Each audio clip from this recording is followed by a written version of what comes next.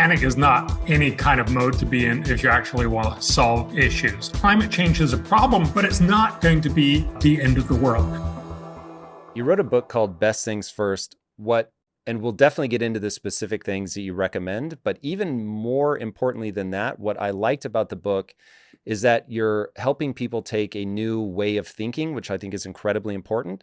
So I want to linger for a second on the strategy that's being deployed right now. I think you and I agree that for the most part, I'll be very generous and say, I think people are well-intentioned, but it does not seem to be working. So what do you think is their point? Are they trying to scare people more and more and more because they think that's the only way to get people to act? If you listen to all those stories, you would be panicked. I totally understand why people think, oh my God. But what you need to understand is that if you actually look at the data, most things are getting better and better around the world in pretty much all kinds of ways, both in obvious ways. We live longer, not shorter. We're better off. We're better educated, all these things.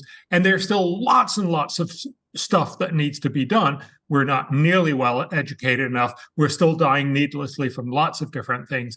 And yes, climate change is a problem, but again, not the end of the world. How many people die from climate-related disasters? Well, we have pretty good data over the last 100 years for people dying from floods, droughts, storms, and wildfires. If you look at how many people die, it used to be about 500,000 people each and every year on average in the 1920s. Today, that number is down to around 18,000. So we've seen a reduction of about 97% in deaths. This has very little to do with climate, but everything to do with the fact that we've become much smarter. We've become much more resilient. We've lifted a lot of people out of poverty. And that means they can actually afford to make sure they don't die from these very preventable problems. And that's, of course, the crucial point. Climate change will create more problems, but it'll create more problems in a world that's headed in the right direction. It'll simply slow progress slightly. That's a very different kind of thing than saying it's the end of the world. So I think these guys, so Greta Thunberg and others, are just simply scared because they see this in the media picture. You also asked, why are a lot of other people pushing this agenda? If your thing is global warming or something, you want people to spend money on that. And so you're going to push all the stories that give you more leverage on that front. But so hold on, because there's an assumption that you made there, and I think this is part of the problem. So what I want to tease out, and honestly, I'm talking to myself as much as I'm talking to anybody. I have lately become very paranoid about AI. I'm normally a super optimistic guy, and I can just feel the pull of my concern. And I have a rule in my own life where I distrust my own emotions. And the reason I distrust my own emotions is I know that I have a negativity bias. I know that I am going to be way more likely to believe that something negative is true. I know that I'm way more likely to click on a link that says that we're all going to die. Like, I get it. And as somebody building a YouTube channel, I know that if I put a way more like doom and gloom, terrifying headline, that people are going to click on it. But going back again to your book, Best Things First, the thing that draws me to you, and I really do want to stay on this point for a second about the way that people think, how to get them to take action, what the right actions are to take. I think it is important to understand why we are where we are first so that people can begin to unwind it. Okay, so I'm talking to myself. What I'm trying to say is, okay, look, you have a negativity bias. People are going to try to rile you up through the negativity because that is the thing that's going to get you to take action. But what you just said, if you're somebody who's really gotten sucked into this, your mind is taken over by the panic, and you think, I want people to spend money on my problem. That to me is where this breaks. And this is where, as an entrepreneur, in fact, I just tweeted out today, I'm not trying to motivate or inspire people. I'm trying to empower them with goal-oriented solutions that actually work.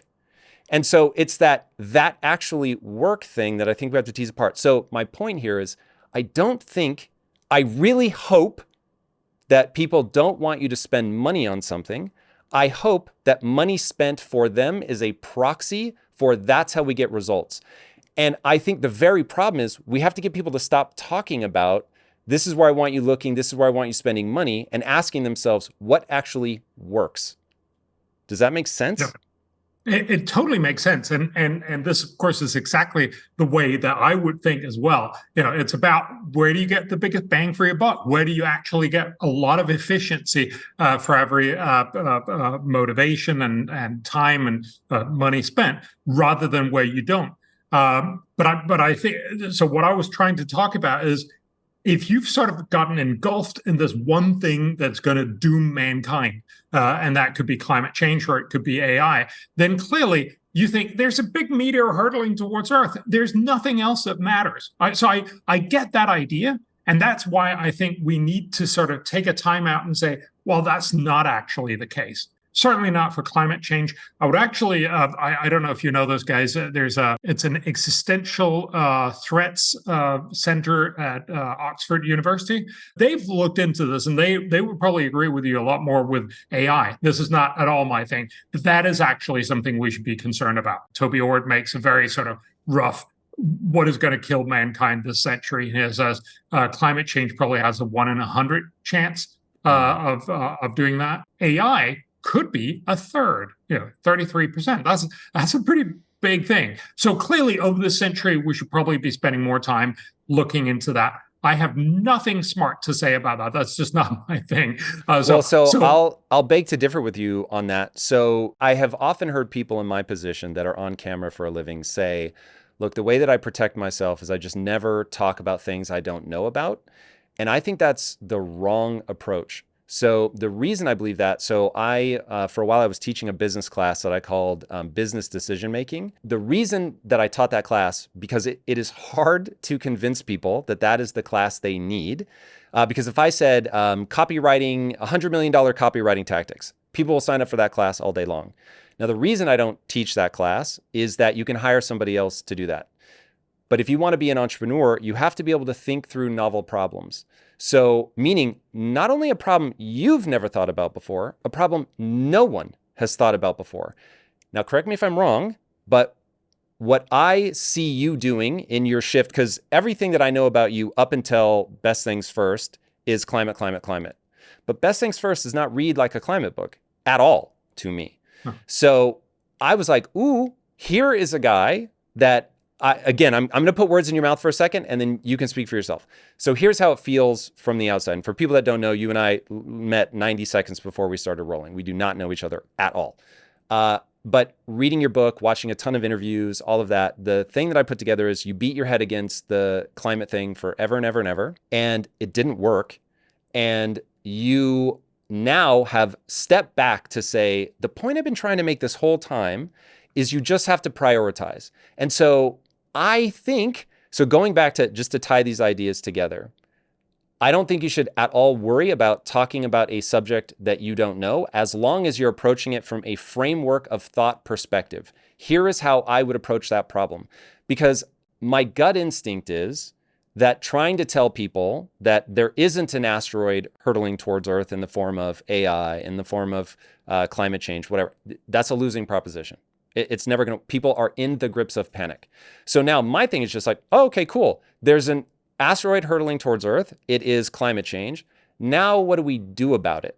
Now, I understand the nuances of your argument well enough to know the reason that you're trying to de-escalate people is because when panicked, you make short-term decisions, because if you think we're only going to be here for 5 years, you only think about solutions that can be enacted in 5 years. So I get that, but I want to stay at a 30,000-foot view on the way to think through a novel problem first, and then we can sort of get sucked into the weeds. We are going to, for people listening, we are going to go through the 12 things. We're going to talk about what you need to do, but I want to do it as an example of how to apply your framework of thought against incredibly difficult novel problems. Yep. So one, how does that sound in terms of beat my head against the wall with climate forever and ever, and now I'm just switching my pitch up? Instead, I'm going to get you excited about things that will actually work. And it is a bit of a magic trick of like, okay, I'm just going to take you over to the thing that is going to hopefully get you excited about saving millions, potentially billions of people with way easier solutions. So there's a lot of truth to this. I should just say I've actually been doing both. So I've both been talking about climate for the last 20 years, and I've been talking about all the other problems like tuberculosis and education in the third world for at least 18 years or thereabouts. But the point is, everyone in the rich world only ever want to talk about climate change because that's what interests people in the rich world. Whenever I talk in the poor half of the world, they all want to hear about all these solutions. So in that sense, I'm just happy that Best Things First is the first real chance I've gotten to make this argument for everyone else as well. So I've been trying to do both things at the same time. And I think it's the flip side of that coin. Look, climate change is a real problem, but we shouldn't let that dominate so much that we end up only spending money or primarily spending all of our resources there. Just like TB and tuberculosis and education and all of these other things are big problems, but they shouldn't suck up all our attention. They should suck up some of our attention, and we should spend it correctly. And so I'm basically trying to say, worry less about climate, but be smart about it. And there are some amazing ways you can actually help fix climate change, but likewise, be maybe a little bit more concerned about tuberculosis and education than we are right now. Oh, but there are really, really smart ways to do that. And here are some of them. So I think it's the same sort of approach. It's simply to say, what works? What do we know actually work? And I think that's probably the difference between what I've been talking about in the book and I've been talking about the last 20 years. There are a lot of things we know either work or don't work.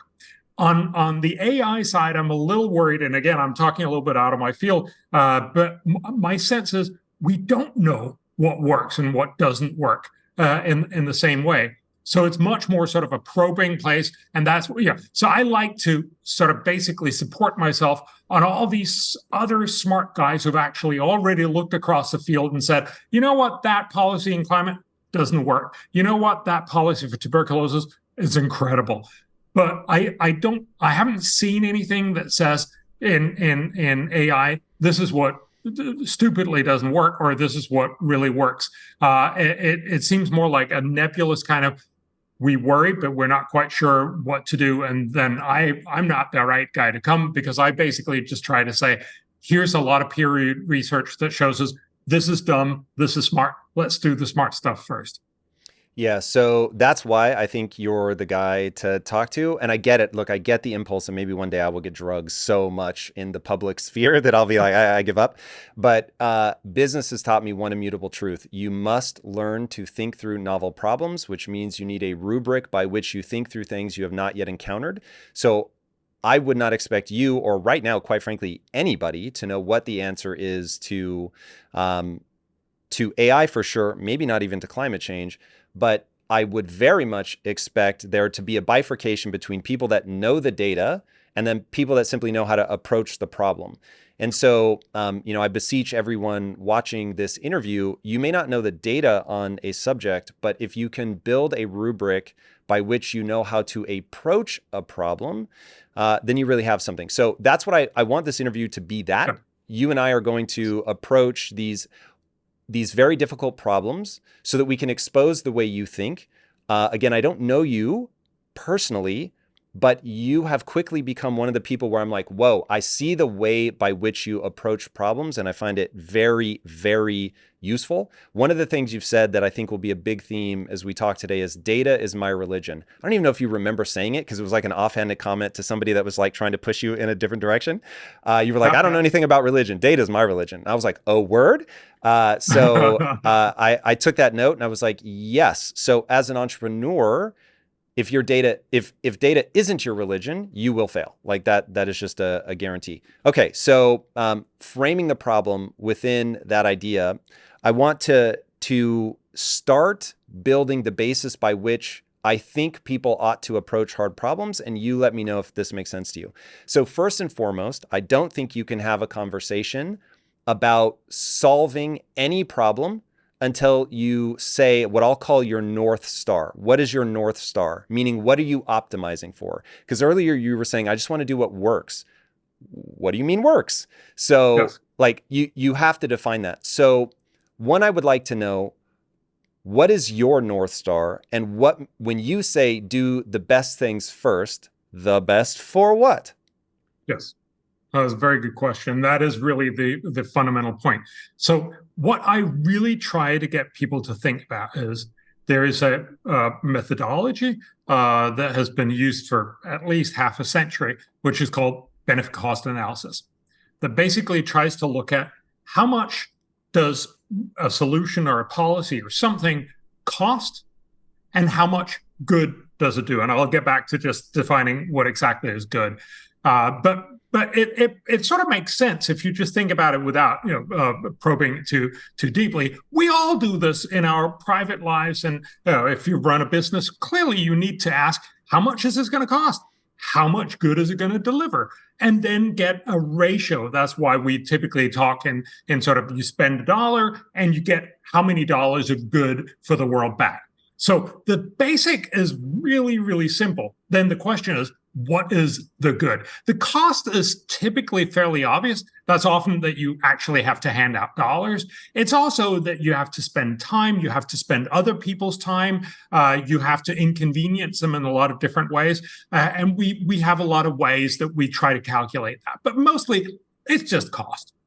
But the benefit side is a different thing. And that's where you say, good for who? What is it that works? And there, again, economists have spent a long time on doing this. It's not the same thing to say that they're all right or this is the only way to think about it, but I think it's a pretty reasonable way to try to estimate it. So we say, look, there are 3 important things in most people's evaluation of what's good. It's good if you can save people's lives or save them from having pain or suffering in some way or another. That's the social impact, if you will. Then it's good if you can save the environment. That is, you have more wetlands or you have less pollution or something, that you don't kill off species, those kinds of things. So environmental benefits. And then it's good if you get people out of poverty, if you give them more resources, you have more opportunity. That's economy. Or as the UN likes to say, it's people, planet, and prosperity. So it's a way to try to say there are these 3 different areas. And we try to model those very specifically. So, for instance, for people, we try to estimate what is the value of saving, on average, 1 human life. Now, very clearly, most people would tend to say, but that's infinite. But if you're going to spend money and try to see, if I spend money here, I can save on average 1 life. And if I can spend money here, I can save 3 lives. Then it's kind of obvious I should probably do the 3 lives. But if you could also spend that money, say, on education or something else, and made people $30,000 richer, then what should you do? Well, we probably all agree, well, you should save 3 lives rather than make $30,000. But what if it was $30 million? Would that be better? At some point, there's going to be a changeover. Certainly, $30 billion, we'd probably say, yeah, we should probably do the $30 billion. And we do this all the time in public works, for instance. You have states deciding. I come from a place here in Sweden where the state runs a lot more. So excuse me if I'm running a little afoul of some of the U.S. Centric ways of thinking about it. Right, but the state will go in and say, here's a pretty dangerous traffic area where people are. There's an intersection and there's quite a number of people that die. If we put in a roundabout, or do you call it a traffic circle? We do. We call it a roundabout, but we basically don't have them. So I'm married to a Brit, so I'm very familiar, but the average American is like, what? Yeah. Yes. But, so you drive around in a circle instead. It slows you a little bit down, but it also pretty much excludes all accidents. So you can save people's lives putting in a roundabout or a traffic circle, but it also has cost. It has cost in actually putting it up, and it also slows people down. There's a very clear trade-off, and lots of people, so the Department of Transportation in the U.S. and many other places actually have very clear routines for how much are they willing to pay to put up this roundabout or put a center divider into a busy road so people don't accidentally go into the opposing traffic and cause huge traffic. Let me ask you something, though, that I think some people are going to be thinking. Is it not evil to put a price on human life? It feels evil. It feels like, surely you shouldn't be doing that. But not doing that, and I think that's back to your sort of 30,000 feet view, not putting a price on human lives, just saying everything is important, gives you no direction. Because what we're really trying to do is to give you a sense of how much good will you achieve if you spend $1 here, where you'll have some people that are lifted out of poverty, some environmental benefits, and some lives saved, compared to this other place where you can get the same sort of things, but in different proportions. How are you going to compare those two if you don't actually make it into an explicit conversation about how much are you willing to do? And I think it's also important to say we all do this individually. One way to see that is if people take more dangerous jobs, they ask for a wage increase. This is, happens universally, but people are also happy to do a more dangerous job if you get what the Brits call danger pay. If you get a little more money, all right, then I'll take a little more risk. Or perhaps the best way to look at it, you're willing to cross the street to buy a candy bar. But crossing the street has a non-zero risk of death. You're essentially saying I'm willing to take on a slight risk of death to have candy, right? And we do these things all the time. I am a freak for efficiency. So let me tell you, I am always on the hunt for clothes that can work in any setting. The bad news is most traditional pants do not have that kind of versatility, but Bird Dogs were designed to meet that exact need. They were created to be your go-to pants for any and every activity. Bird Dogs are made with a cloud knit fabric that looks just like khaki, but stretches with your every move. And their built-in liners use anti-stink, sweat-wicking fabric that I know a lot of you boys are gonna need to keep cool and dry all day long. With Bird Dogs, you can go out, work out, meet with clients, kung fu fight, go to an event, whatever. They've got you covered, and you can do it all without having to stop and change. Go to birddogs.com/impact or just enter promo code IMPACT for a free Yeti-style tumbler with your order. You won't want to take your Bird Dogs off. We promise you that. So I'm obsessed with something I call frame of reference. So we all have a frame of reference that is built of our beliefs and values. Those are the two biggest ones. But usually people build their frame of reference entirely by accident. It's based on where they grew up, what their parents celebrated, the potential lover that scorned them, whatever. You end up crafting a view of what it is true about yourself and the world and what ought to be true about usually the world. So you craft this framework, but you don't realize you've done it. You don't realize that you're making all these trade-offs all the time. And when you go to, especially in a political realm, when you go to campaign for a policy or something like that, no one ever talks about this idea of the North Star. I am optimizing for this. And in business, you learn real quickly, you've got to talk about some gnarly things because it's like, we just have to ruthlessly prioritize. I'm going to do this. I'm willing to spend that. Because when I think about my own product, for instance, so one of the things that we sell is education. And I'm like, why don't we give it away for free? And the answer is because my employees won't work for free. Why won't my employees work for free? Like if they could really do good, but it's a self-evident question, but nobody stops to go, okay, I get how this whole chain works. I get that nobody's going to work for free, and that's okay. And so beginning to pull all these things into the light, stop letting them be invisible assumptions, invisible values. And this is why I think you have to ask the question, is it evil to put a price on a human life? Your answer is correct. You can't do anything unless you know what your trade-offs are.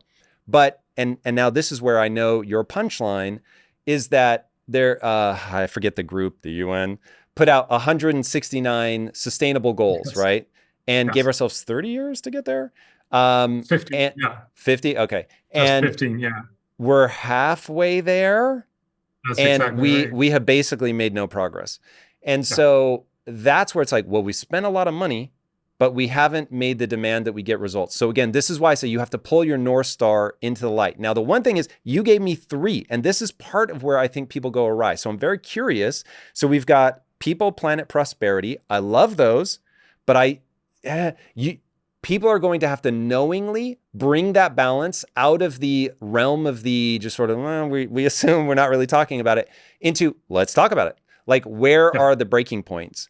Because I have a North Star. Everything I do in my life is about increasing human flourishing and decreasing human suffering for as many people as possible, while at the same time, I'm the center of my life, right? So I don't give everything away to become a pauper to make sure that everybody else is taken care of. Well, maybe that makes me a worse person. I'm perfectly willing to entertain that argument, but I'm at least honest with myself about what I do. So for me, human flourishing is already sort of this balanced equation between people and life, I think is a less easy way to remember it maybe, but life, so you're not dying, and prosperity. And I think, I don't know if everybody will agree with this, but to me, the environment is merely people sort of groping around for what helps with life and prosperity. And I think they go to, well, if the planet isn't here, if we're damaging it, and we diminish our ability over time to live and be prosperous. So that one to me is already sort of, that's a maybe path to these two things, but these two things are ultimately the one that we have to pull into the light and focus on. Agree or disagree? I mostly agree. I think you're absolutely correct. If you think, for instance, about air pollution, the most damaging part about air pollution is that you die. So again, it's really just damaging. Down to that. And likewise, you just mentioned if there are no life forms, we're all going to die because of that. So that's why we would sort of selfishly really want to preserve them. But I do think that the environment conversation goes further than that. So once you're out of extreme poverty and you sort of get into the middle class or the rich part of the world, you can also start saying, I'd actually like to know that there are whales out in the ocean, even though I'm never going to meet them and I don't really care about them and they're not, in any reasonable way going to impact my life or not. I just like the fact that they're there, or I like the fact that there's, a lot of tropical jungle in Brazil, even if I'm never going to see it, and it's certainly not really going to impact my. So we also have this value that it's just good stuff is there. And so I think it's more a way of really making sure that everyone comes into this conversation, that we're saying we're actually valuing all of these things. So not just, it can come across as a little crass and very human-centered. Look, if the penguins really don't do anything for me, kind of thing. But we can actually like the fact that they're just penguins, and it's cool that they're there. And I'm willing to spend something. Remember, we're not willing to spend everything, right? We certainly care more about making sure that our own kids and our own surroundings are well done. But I think it's fine to bring in all of them. But obviously, for most people, it's more about life, then it's about prosperity, and then it's about environment. Okay, so as you begin to try to prioritize those things, what is the methodology that you look at? It seems that cost-benefit analysis, which is where you started, is one of the sort of big pillars for you. So because I want to acknowledge this is incredibly complicated. And even as we pull our North Star into focus, and we can all say, we can debate, obviously, at the level, I don't expect everyone to share my breakdown of what I think the North Star ought to be. But at least then we can debate it because it's a known quantity. But whatever anybody comes up with, actually implementing that when you have whatever 8.5 billion people that all have sort of competing ways of going about something, competing views, et cetera, competing levels of awareness, it gets incredibly complicated very, very fast. So again, going back to the framework for the conversation for me is, how do we begin to untangle these very difficult situations? Okay, so North Star, we've got it. You've laid out yours, I've laid out mine. That next thing then becomes, how do you, and I'll put words in your mouth again and tell me how close I'm getting. You use cost-benefit analysis as the way to not decomplexify, but navigate the complexity of the real world, which we probably have to talk about. Because I think present in your thinking is the assumption that implementing fixes is brutally difficult.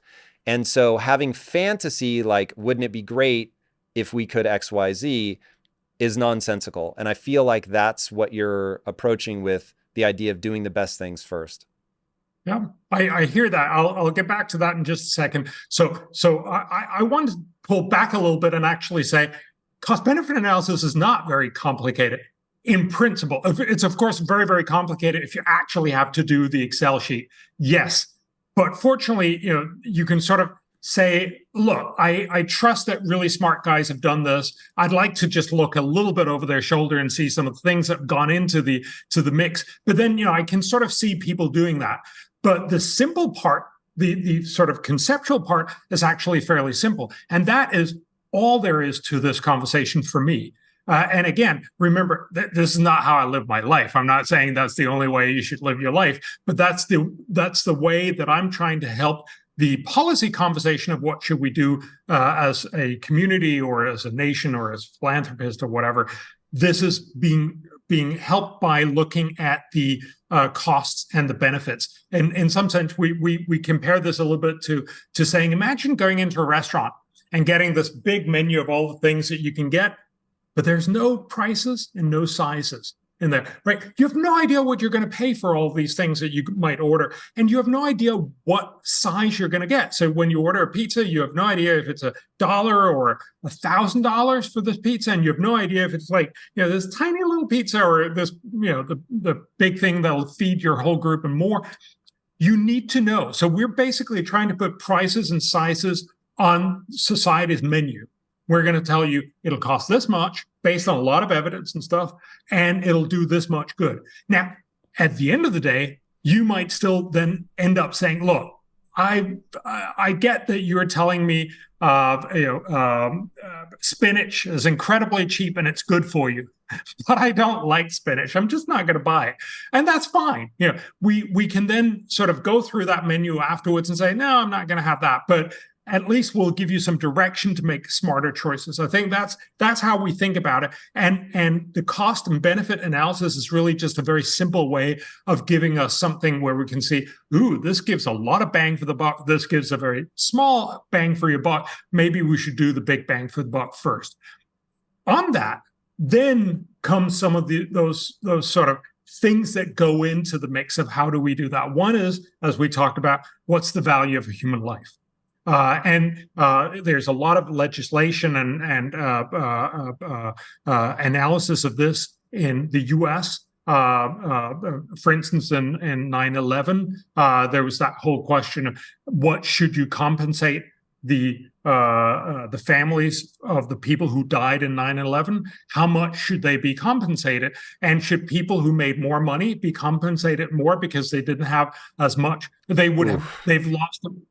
This is a big, sort of philosophical, but very clearly a very big issue here. What most people would say is that most of the value, there's certainly some value in lost income in the future, but most of the value is simply a value that we ascribe that all human beings have, that all human beings are in some sense equally worth. And so in the U.S., that number, both from the Environmental Protection Agency and from Department of Transportation and many others, and it also comes out of that whole thing of how much are you willing to get paid extra for a dangerous job, that sort of suggests that it's about $10 million per life. This does not mean that you would imagine anyone being willing to sort of sign off their life for $10 million. That's not what that means. But it means that we as a society sort of say, look, if we can save one life for less than 10 million, we'll probably put up that roundabout or that center divider or whatever. If it's going to cost us a lot more than 10 million, we'll probably not, if it'll just save one life.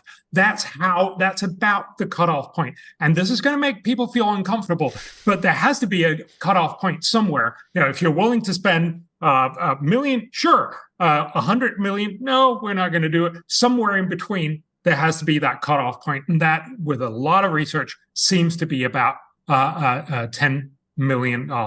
Now, it's important, before we go on, that this is true for a very wealthy country like the U.S., not true for really poor countries. One way you can see that is if you go to the U.S., everybody drives fairly safe cars, and they'll just have one person in each seat, and they'll have a seatbelt and all kinds of stuff, and they'll have airbags and stuff. Go to India or another much poorer country, and you'll have people sitting all over trucks with no airbags and no seatbelts and stuff. And it's not because they don't want they care less about dying than we do. It's just that they can't afford to care as much because they have many other competing demands. And so it turns out that in India and many other places, the value of a human life, where the cutoff point is much, much lower. And so in our estimates for the poor half of the world, the low and lower middle income countries, is about 120. Sorry, I should know this number, and now I'm getting uncertain about it. It's $128,000. That feels very unreasonable. Surely it should be the same in the rich and the poor countries. But no, if we really meant that, we would spend all of our healthcare spending, all of our money that we're currently spending in the US, we'd be spending it in India. And we're not. Because, again, as we talked about, most people in America care about people in America. Most people in Sweden care most about people in Sweden, and so on. And there's nothing wrong about that. We just got to be honest.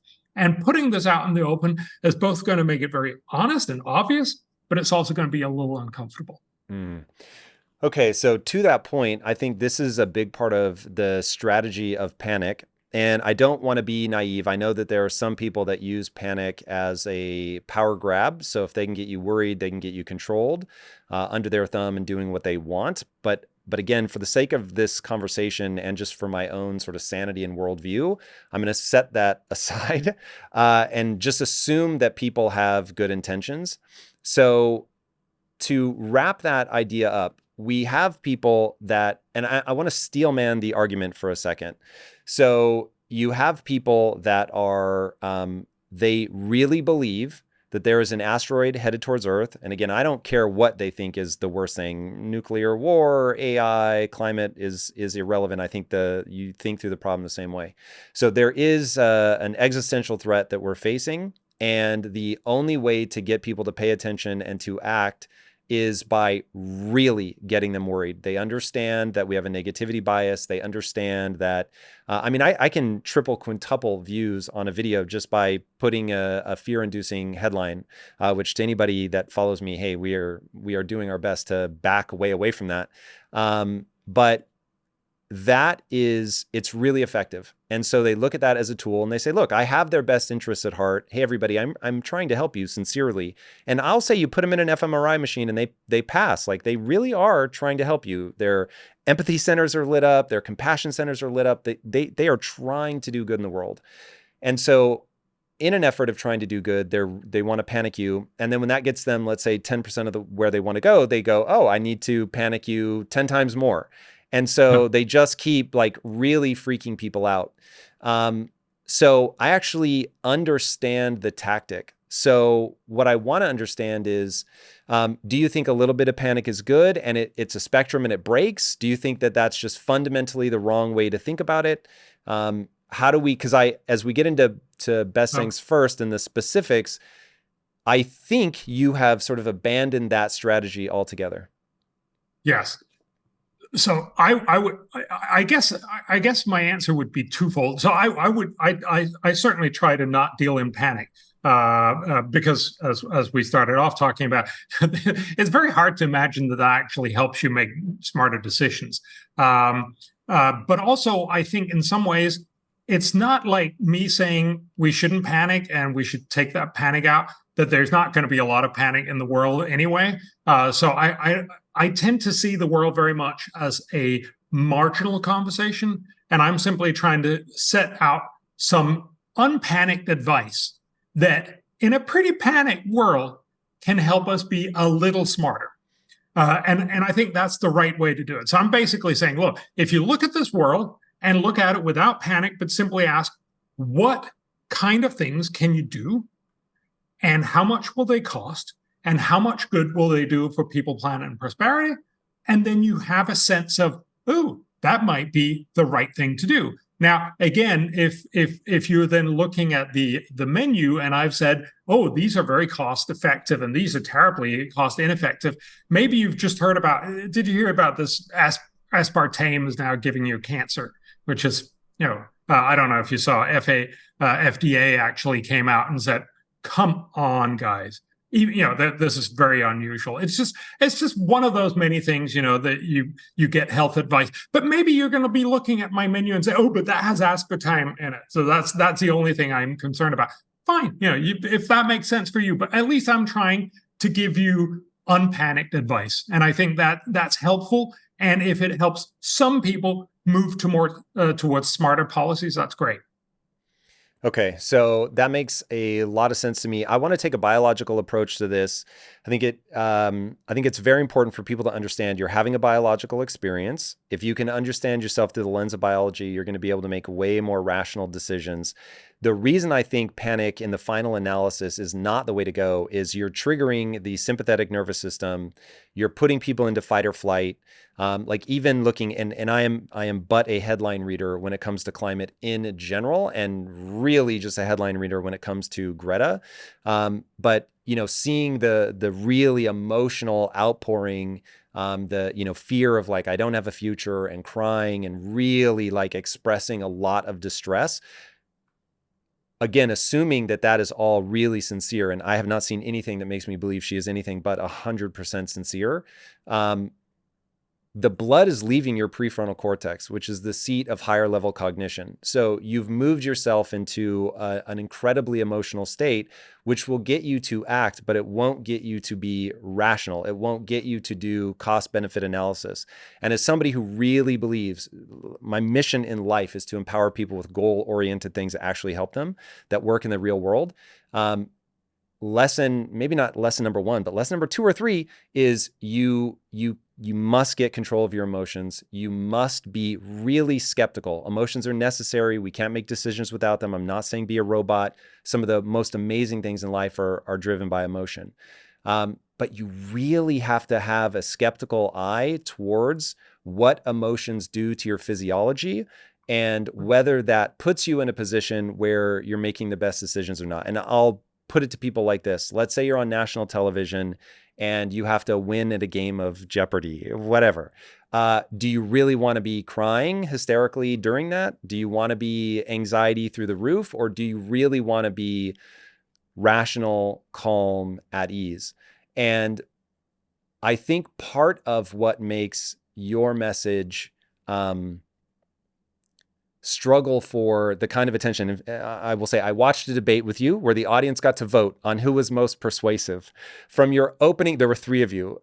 You were the most, I would say, just sort of rational, like, hey, we need to do things to improve the world and we just have to be cost-benefit analysis about it. And the other 2 were some variation of you need to be really worried, and this is either sort of a middle problem or this is like full-blown panic. And it just ranked. Full-blown panic had the most votes, middle panic had middle votes, and then your calm rational was in 3rd place. And the more you guys talked, the more it just settled into those 3 positions. And so the reason that I think that you aren't in positions like that, you don't just naturally spring to the top, even though I found your arguments the most compelling, is because it isn't putting people in an emotionally heightened state, but is also more likely to get a more thoughtful, useful path to execution. All right. Anything I said there that feels incorrect for where you're at and how you see things? No. Okay. No, I totally agree. And again, I also think I get the idea of saying I'm certainly not going to win any popularity contests with just sort of making a very rational and calm argument. But I think when a lot of people, and I hear this a lot, when you sort of give people this alternative view, then when you've calmed down, because you can't be in panic all the time, you start sort of to think about, well, maybe that guy who just had that calm argument, that's not totally off. And again, my point is simply to take a world that's pretty panicked and make us slightly smarter. And I'm all happy if that helps a little bit. If we push ourselves in the right direction. I write in the book, and this is also my think tank, one of our sort of core ideas. Our goal is not to make everything right, although I'd love that, but it's about making the world slightly less wrong. So, I'm simply trying to push in the right direction, and anything I can do to help that, then I'm happy. No, I love that. One thing that I am very troubled by because of my own limited cognitive abilities is another issue with the rational arguments that we're going to go through here in Best Things First is holding a nuanced position is very difficult in that it's just hard to explain. It's hard to explain to other people. It's hard to explain to yourself. But it's very easy to say AI is going to kill us all. It's very easy to say that we're not, all the ice caps are going to melt and the sea level is going to rise by 6 feet and we're just going to all be obliterated. Those are easy positions to hold on to, right? Like I saw a headline that said hot takes in a world that's heating up or something like that. And I was like, oh, that's just so linguistically clever. And it like is easy to hold on to those ideas, but it's far more difficult to walk people through the nuanced position of, well, innovation is really going to combat a lot of that. And for a while, I don't know that it's still true, but for a while, actually global warming was causing more ice to form in Antarctica. So in the Arctic Circle, it was melting, but in the Antarctic, it was freezing. It didn't, I don't think, last for very long, but it's like you get these very complicated things. So that's hard. Whereas the other side is easy. And again, I'm talking to myself here. Like I understand, I'm over here taking notes because ideas will pop into my head and be, oh God, if I don't write this down, that sort of nuanced understanding of this moment will pass me by. And so I'm saying all of this because I really want people to begin thinking through how is it that I, Timmy, Sally, Jimmy Jerome out there, how do I make decisions? How do I think through these different things and really begin to crystallize that in a way that allows them to think well through problems? Okay.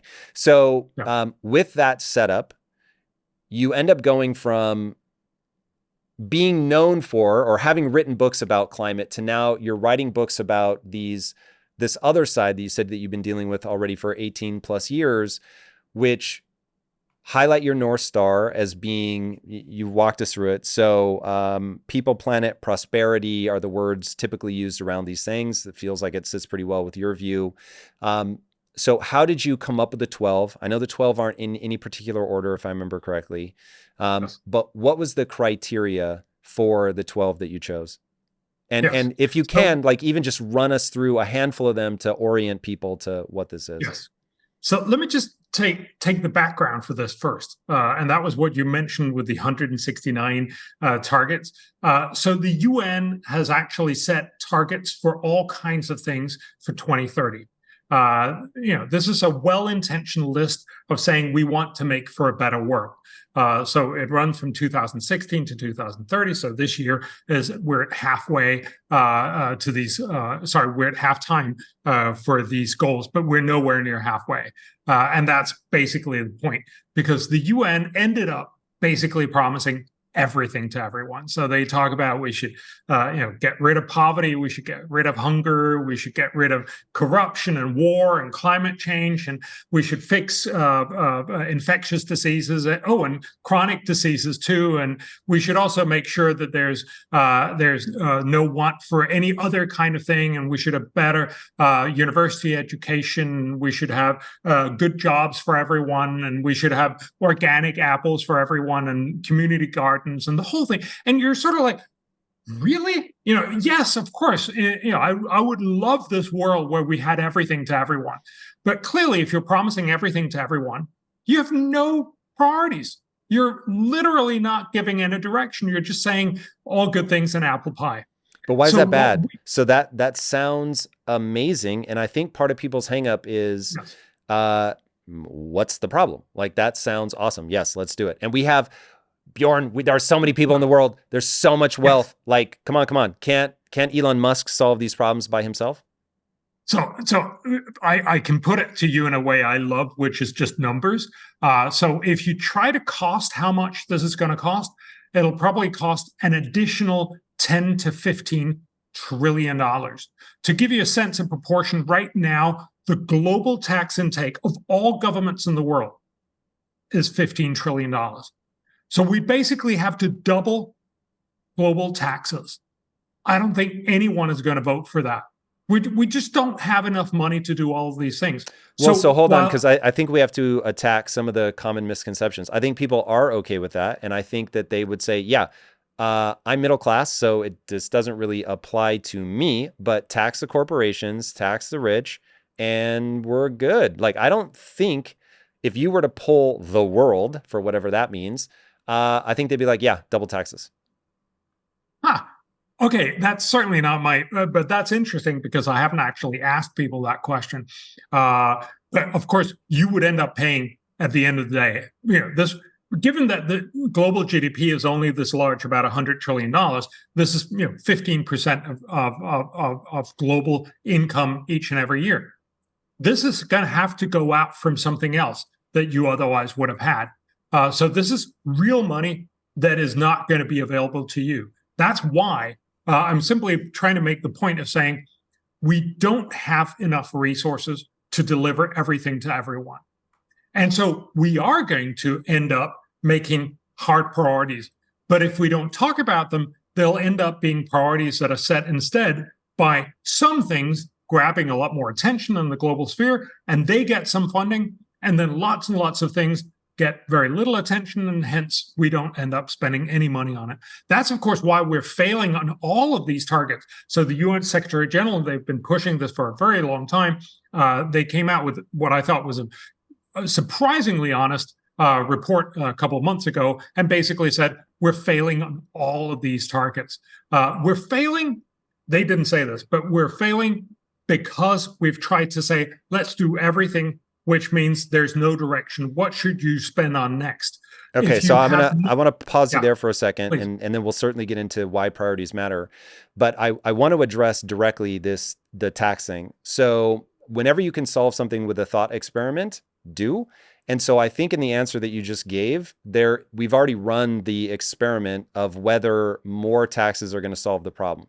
So if we're trying to tackle a certain subset of these problems, with enough resources that we still aren't getting the desired outcome. And so pouring more money into the problem is not going to create the solution that you want. And I can't remember if I read this in the book or if I've just heard you talk about it in interviews, but there was a South American country that doubled their investment into education, and it did not yield. Indonesia, excuse me. Walk people through that as but one example of how oftentimes, not always, but oftentimes the answer isn't more money, it's better strategy or better priorities. Yes. So this goes for education, and almost everyone in the world would agree that education is incredibly important, and there's a huge lack of education everywhere. But of course, most crucially for the world's poor half. So we have about almost half a billion kids in primary school in the poor half of the world, and while they're in school and they're at least technically learning to read, they can't actually process really, really simple sentences. So give them a sentence that says, VJ has a red hat, blue shirt, and yellow shoes. What color is the hat? Now, the answer is red, right? But 80% of these kids cannot answer this after having read this sentence. They can sort of process the individual words, but it just doesn't glue together. In their native language? Yes, this is in their native language. Yes. Whoa! How big of a sample size is this? One country? This is just Indonesia. This is UNESCO.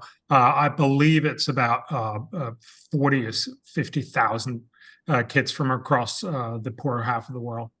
So we're very in sure multiple countries. Yeah, in many different countries. Jesus. We're very sure of this. Yes. What that means is you've taught them to be able to say, red hat. Okay, red hat.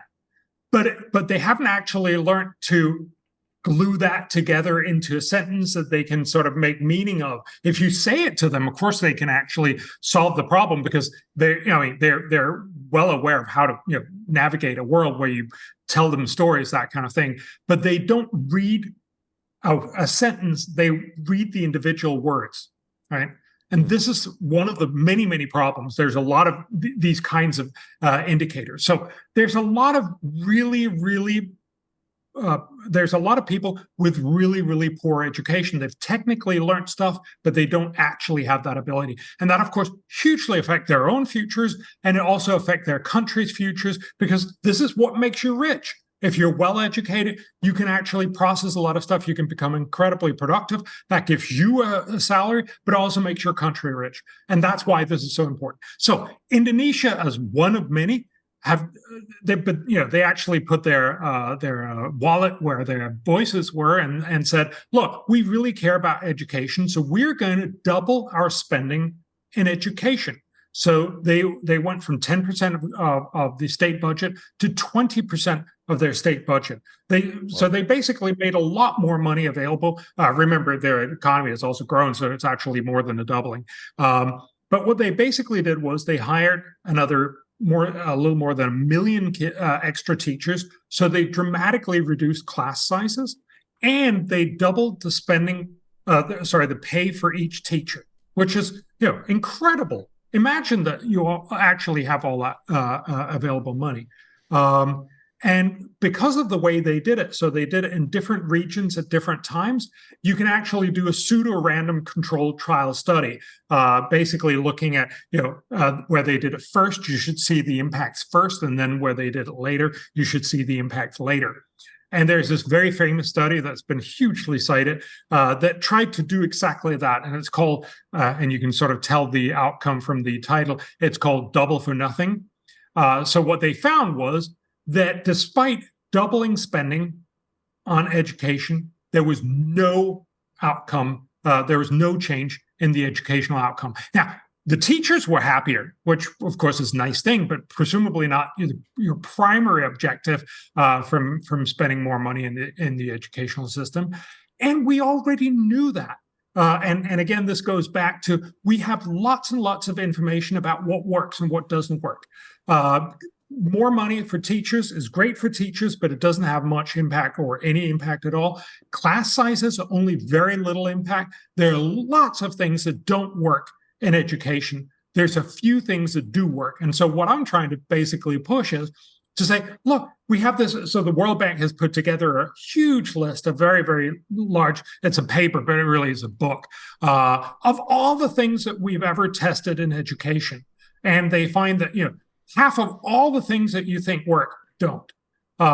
Most of the other things almost don't. And then there's a few things that do. And so what I'm trying to say is, look, if you want to do education, do the stuff that really works. Yes, it's not the thing that's going to get, obviously teachers would like doubling pay for teachers to work. I totally get that.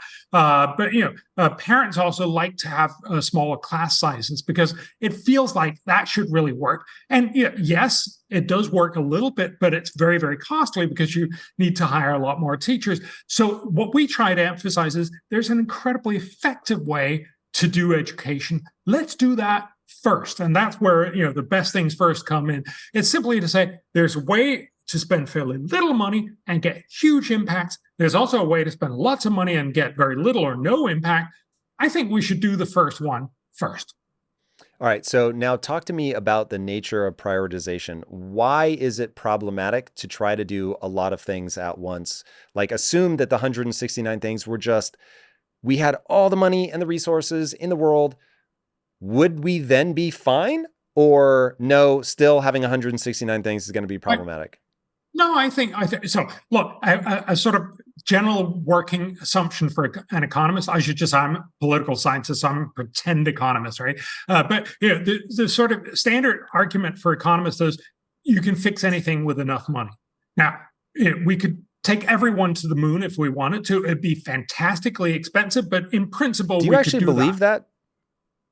Well, I say that as an argument. No, we would probably need someone back down here. But sorry, not the moon part. That with enough money you can solve any problem. I actually don't think that's true, personally.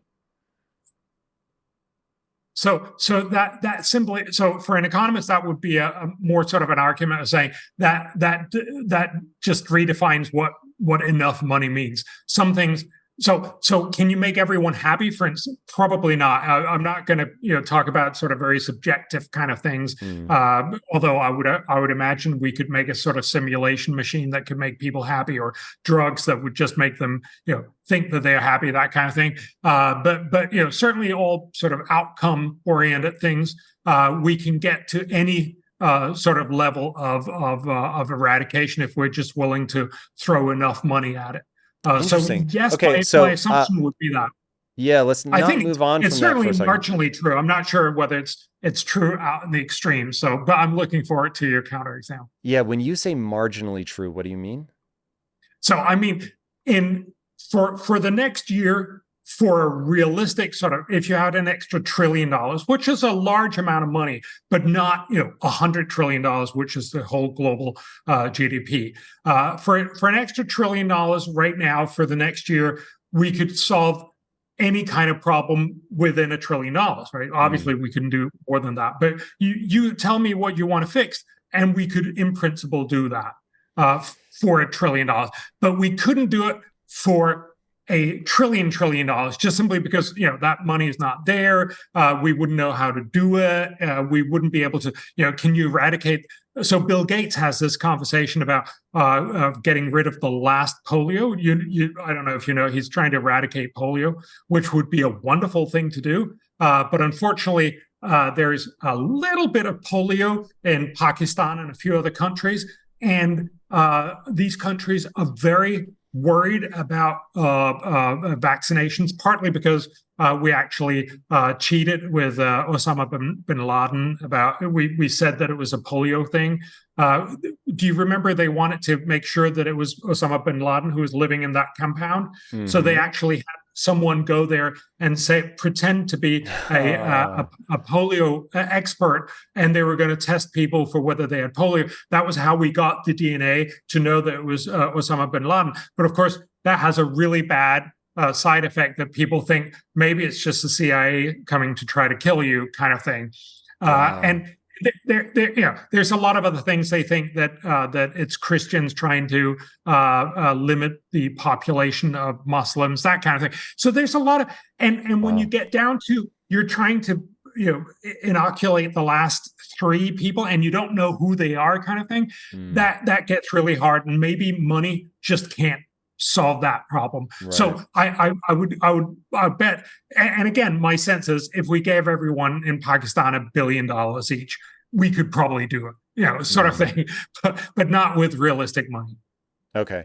So here's my take on that. So one, you and I both subscribe that data is the right religion when talking about things like this. And so I don't have the data on this. So this is my gut instinct based on more than 20 years as an entrepreneur. The more capital you have, the less disciplined people tend to be. So as you pour money into a system, I think you begin to break things. I don't think that you just go, oh, this is a resistant problem, pour more and more money into it. But that does not mean that money isn't an effective solution when coupled with intelligence. And so that's where this really becomes an issue. And so you need only look at different countries, right? Different countries have had wildly different outcomes. Is it culture? Is it the people that run for either elected office or dictators, just not the wisest, most compassionate, intelligent person ends up being the leader or the leadership class? Like that is certainly going to be a big part of this. And look, not to denigrate myself, but if you've got an extra $1 trillion laying around, I would highly encourage you to give it to Elon Musk and not to me, as he just has a track record. I'm over here like killing myself to run one company, and homeboy has like 7 companies, and they're all multi-billion-dollar companies. So there are people that are either better, he would say that he's better at engineering than me, and I would completely concede that point. So there are people that are better with capital allocation, or they're better at engineering their way out of a problem, whether that's computer engineering or physical engineering. Like they just have a different skill set. And so given that skill set is not evenly distributed, and that different people are going to be good at different things. Different people are going to pursue public office, running a company, solving a problem, whatever, and that just throwing money at it has not seemed to solve this problem. You've got corruption and a whole host of well-meaning people that, pay teachers more. It's just the wrong solution. So you really need a sustainable feedback loop. It's what I call the physics of progress. I think it's the only way to move forward. And the physics of progress was something I thought I had come up with. And then I realized it's just a scientific method recontextualized for business. And you come up with your best guess, your hypothesis on this is what we would need to do to solve this problem. You turn that into a thing that you can do. So an experiment, you run that experiment. And before you start the experiment, you need to know what is your desired outcome and what is the predicted outcome of this particular test. And so when you run the test, you look at the results, and this is where most people fall down. They either don't know how to accurately analyze the data, or if the data tells them that their approach was inadequate, ego kicks in and they just aren't willing to see the truth that is right there before them. And I mean, if you're in politics, you are highly incentivized not to be wrong. So lo and behold, the data says exactly what we wanted it to say, even though we're not making any progress somehow. So you get that data, you basically further educate yourself. You now have a more enlightened hypothesis, a better experiment, and you just run it. And so you live in that loop. And as far as I can tell, it is the only path forward to solve these incredibly large challenges. But when I've seen incredibly bright, well-meaning people still struggle to effectively run the physics of progress, I'm like, this is where it seems like things fall apart to me, and why the solution isn't more money. It really is like, how do you get the brightest people you can possibly find in that area with as much usable data as humanly possible in a loop where they can fail and get smarter on this sort of continually improving spiral? No, I totally agree. I'll just say, I think maybe I came across a little wrong, because I was asking that, or answering that very sort of hypothetical, can we, if we had enough money, solve any one problem? And I think, yes, you get worse and worse at it, but you can't, you could certainly solve polio if you just had enough trillions, because we could just give $1 trillion to everyone and make sure they got vaccinated, kind of thing. And then everyone, even the most hardened sort of Muslim crusader, would say, okay, kind of, that sort of thing. And likewise, you can solve any one problem with sufficient money, but I'm not arguing that we should be doing it, because it'll be very, very bad. And that's, of course, what we're essentially trying to do, is to say, there are some things we know work really well. There are some things we know don't work. Let's do the ones that work really well. And furthermore, your whole point about how you need to progress and find more knowledge, that's absolutely true in business, because it's very unlikely that you can just come in and do what others already do and make a lot of money on it. No, you have to be better than everybody there. But for global problems, it turns out that we actually already know some of the smartest things. We're just not spending money on them because they have bad PR, or because nobody really cares, that kind of thing. So I don't even have to be particularly smart. I mean, I'd like to believe that some of the people that we work with are really, really smart. But fundamentally, I'm not coming here and saying, here's a fantastic innovation. It's just simply saying, it turns out that within education, there's been, at least a couple thousand education economists over the last 50 years trying to work on what works and what doesn't. And they've found out, no, it's not about doubling the spending on teachers or having lower class ratios mostly. It's about these very, very simple things. So I don't even have to sort of, we say innovate the deep plate, or, reinvent that's reinvent the wheel, I know, but wherever you were about to go with the deep something, I don't know. Make the deep plate instead of the flat plate, but that it is not an American saying. How about that? But yeah, that's I get not what you're an American saying. Anyway, so but yeah, we're simply basically saying, here are stuff we already know is great, and we've done the numbers, and this is how great they are. Okay, so when you guys were rolling up to come up with the things you were going to do, and I'm guessing you did you set out to say like it needs to be a dozen? I'm guessing not. So yes, that was actually a question. Sorry, I totally took it off in a different direction.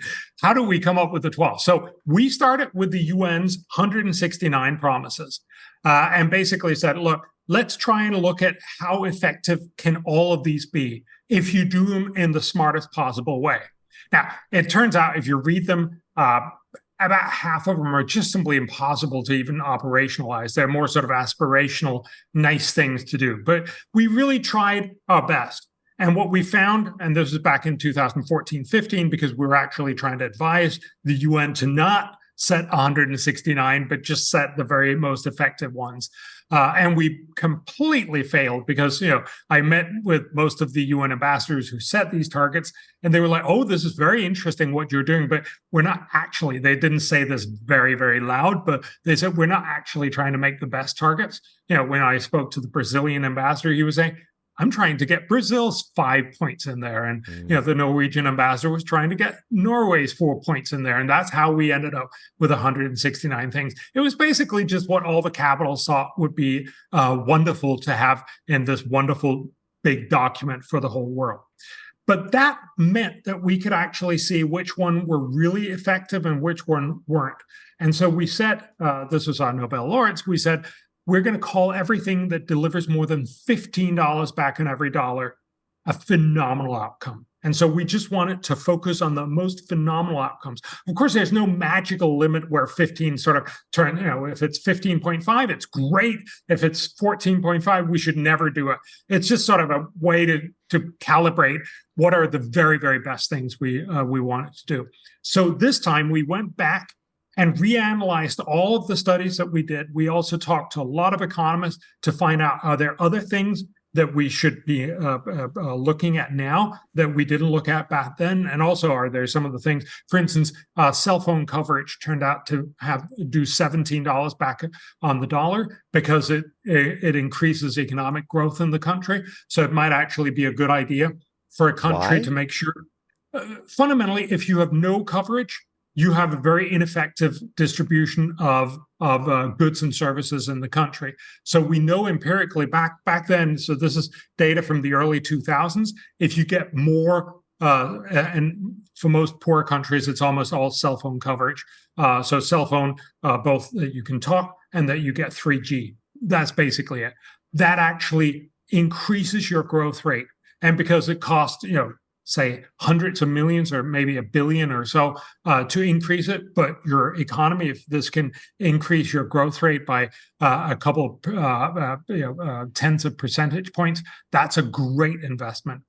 But this is no longer the case because this has all happened. Going from 3G to 5G, nice, you get better view on Netflix, but it's not going to dramatically change your spending anymore. It was much more, those people who, so this is one of the studies that we made. If you're a fisherman and you have the opportunity, you've just caught fish, you're still out in the, away from two different harbors, you can go online and see where can I get most for my fish, which is really which harbor has the most demand or the most need for my fish. That actually increases societal production.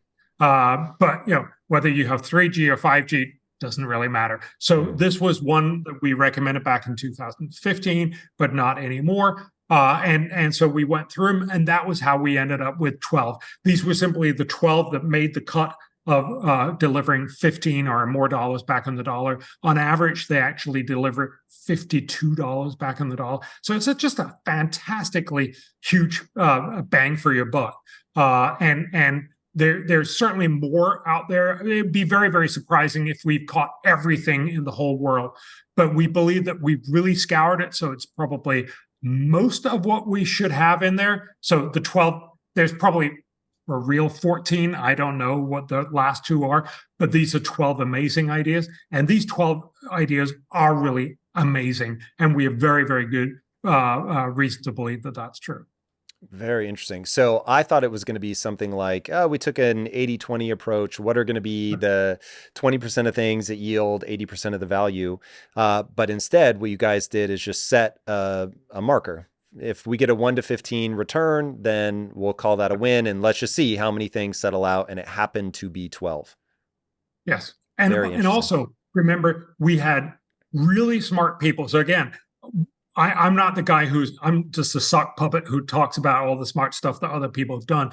But in reality, we had some really smart education people work on the education solutions, nutrition people and nutrition, and tuberculosis people and tuberculosis. So these are all the people who've done this for decades of their lives, work with a lot of the other people who've done similarly, who have all the knowledge of what works and what doesn't and seen all the results. And then they have done the estimates of how much will this cost. And there we include all the stupid stuff that's going to happen. So we always include that some of this is going to go to corruption. Some of this is going to, go down with just general incompetence and so on. But what is realistic if you spend this much money? How much can you realistically get out? And what will that impact be in terms of saved lives and saved and more prosperity and better environment? That's very interesting. Are you familiar with the guys that wrote the book Freakonomics? Yes. I'm curious. So when you were talking about the phone and the internet having this big impact on, you didn't say GDP, but I interpreted it as GDP. Yeah. That is very interesting to me. That rang that same bell that Freakonomics rang, which is the outcome that you get from doing things can often be very surprising.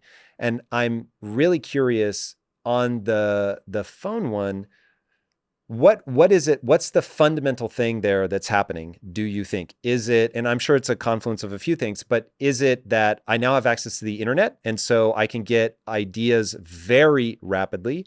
Is it communication so I can get the price for my fish and I know where to go? Is it I can just reach out and talk to somebody to do business deals and I no longer have to worry about the infrastructure of the company, all of the above? Like what is the principle at work there? So again, these are mostly studies that have just been done across a wide area of economies where you see that the more internet you get, and this again is the early 2000s, you get higher growth rates. So they don't actually separate it out. My reading of the literature is that to a very large extent, it's that it becomes easier for you to make optimal choices. So for the fishermen to find out where to go, but also for you to get a good loan. If you want to have a loan, if you live in a village, you go to the guy who lend out money and you sort of have to either accept it or decline it. But now you can go on your phone, this is like a decade later, and basically ask for a loan and find out how much it's going to cost and get a much cheaper loan. And again, the guys who want to lend out money were stuck with the people that they were close to. Now they can actually lend out to the best people with the best ideas around the whole country and so on. So it's simply an efficiency multiplier, the fact that you suddenly got a lot more information. So I think this was, again, the idea was that when you have no information or very little information, and it's very hard in most of these countries to get a landline because that's controlled by the bureaucracy and it's really hard to use. And obviously, even if you have a landline, you have to call someone who will then help you find this information. Now, suddenly you have this information straight up. It just makes life much easier. Also, for many poor countries, it's just simply a question of having banking access. So you may know in Kenya, for instance, they had basically money on their cell phone, and the people who sold cell phone minutes were the ones where you could also go and pay in.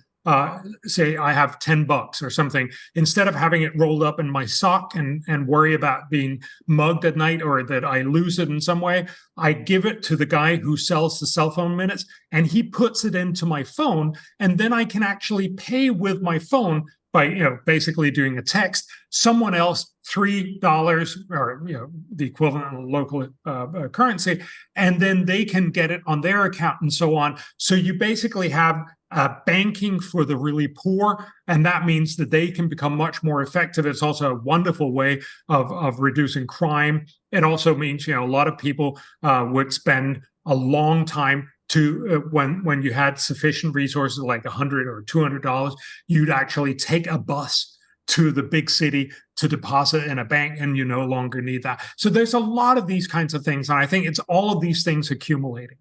It's really interesting that basically the book is a snapshot in time. It's these are the things right now, but like you were talking about back in 2015, it was a different set of things.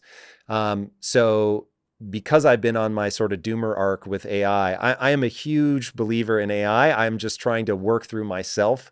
There are also things coming our way that if we're not thoughtful about, we're not going to navigate well. But I have a feeling that in the not too distant future, as you re-up what the everything that gives a 1 to 15 return, part of that is going to be deploying AI to the poorest places in the world. If your assessment is correct, that what this really is about is the efficiency of markets so that the guy with the fish knows where to go, because that's actually going to change from day to day for sure. It could change from hour to hour. And when I think about Waze, I don't know if you guys know what that is, but so it was bought, I think, by Google, but Waze is a technology that would say, okay, based on where you're going, where you're at in your car, go here, turn right here, turn left here. It would take you in some of the weirdest ways possible. But not only was it responding to traffic, it was controlling traffic. And so it would know, ooh, I'm going to divvy things up in this way. And so AI will be the same. Like, hey, if you're going to get to the fish market by 12:05, go to this fish market person. If you're going to get there at 12:15, make sure that you go to this person, because this is what we've seen over time. The prices change based on timing and all that, day of the week, whatever. And AI will just be able to crunch so much data. Going back to data is really the thing that we need to understand. All right. Anyway, utterly fascinating that this becomes like these snapshots that are rolling, and what is going to be useful in one pretty narrow window will change relatively rapidly. Okay. I should just say it's not that rapid. So we had 16 things. 4 of them we dropped. And this was one of them with the internet, because it's now been built out. Some of it was because they're become new data.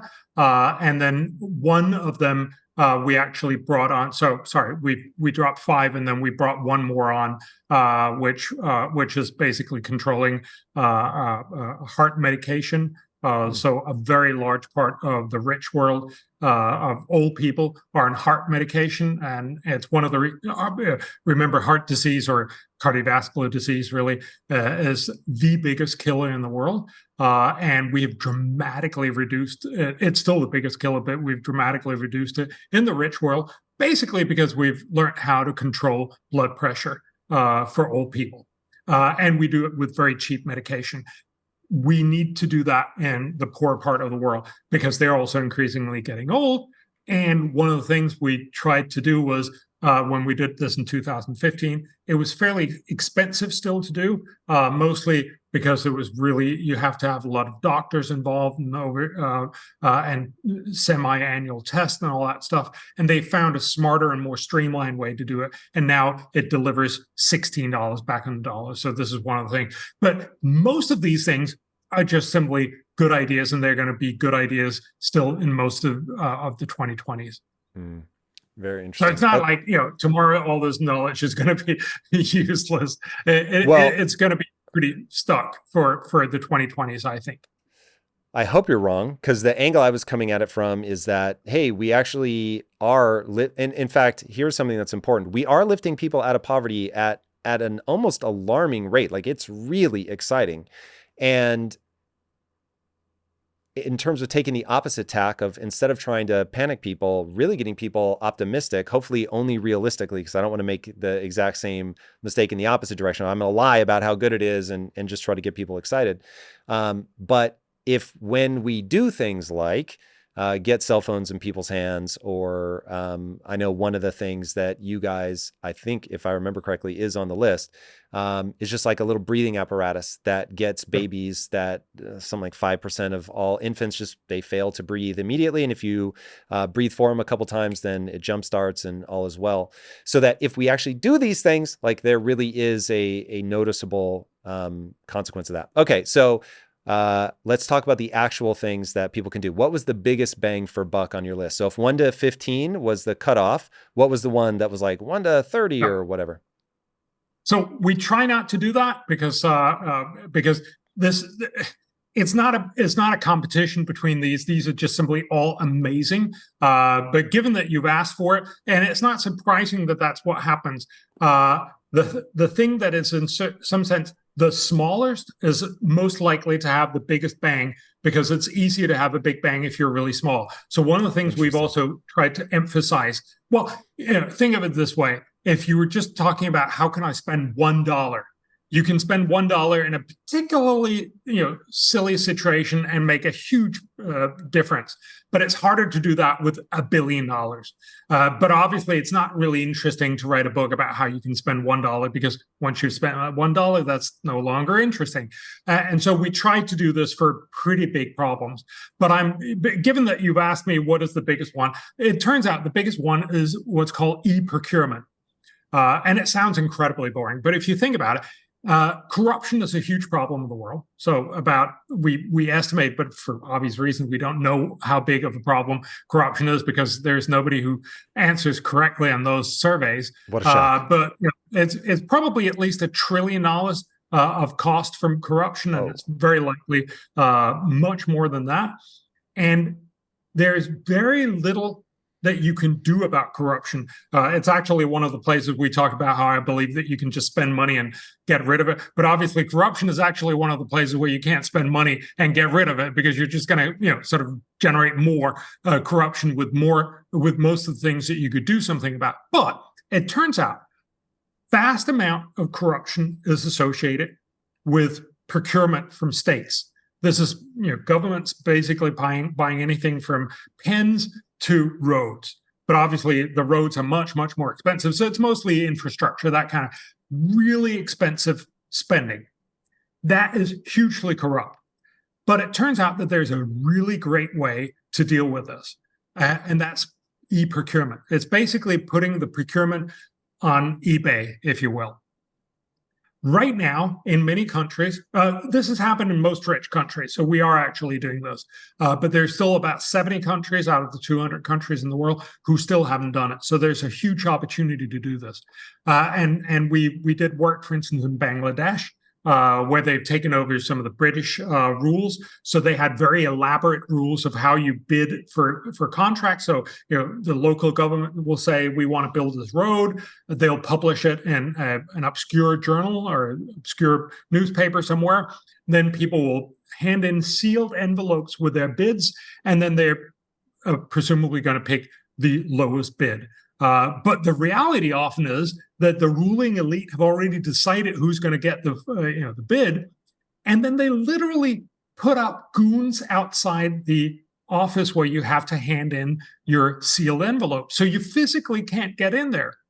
And so what happens is, if you put it online on an eBay kind of service, then suddenly it becomes much harder. You can still do this. You can make sort of the equivalent of goons, but it's harder to do. It's more visible if you try to do it. And also you get many, many more people to hear about this. It's not in some obscure place. And you can also do it faster. So what it turns out is that when you do this, so we worked with the Bangladeshi government. They actually implemented 4% of all the spending that they had on e-procurement.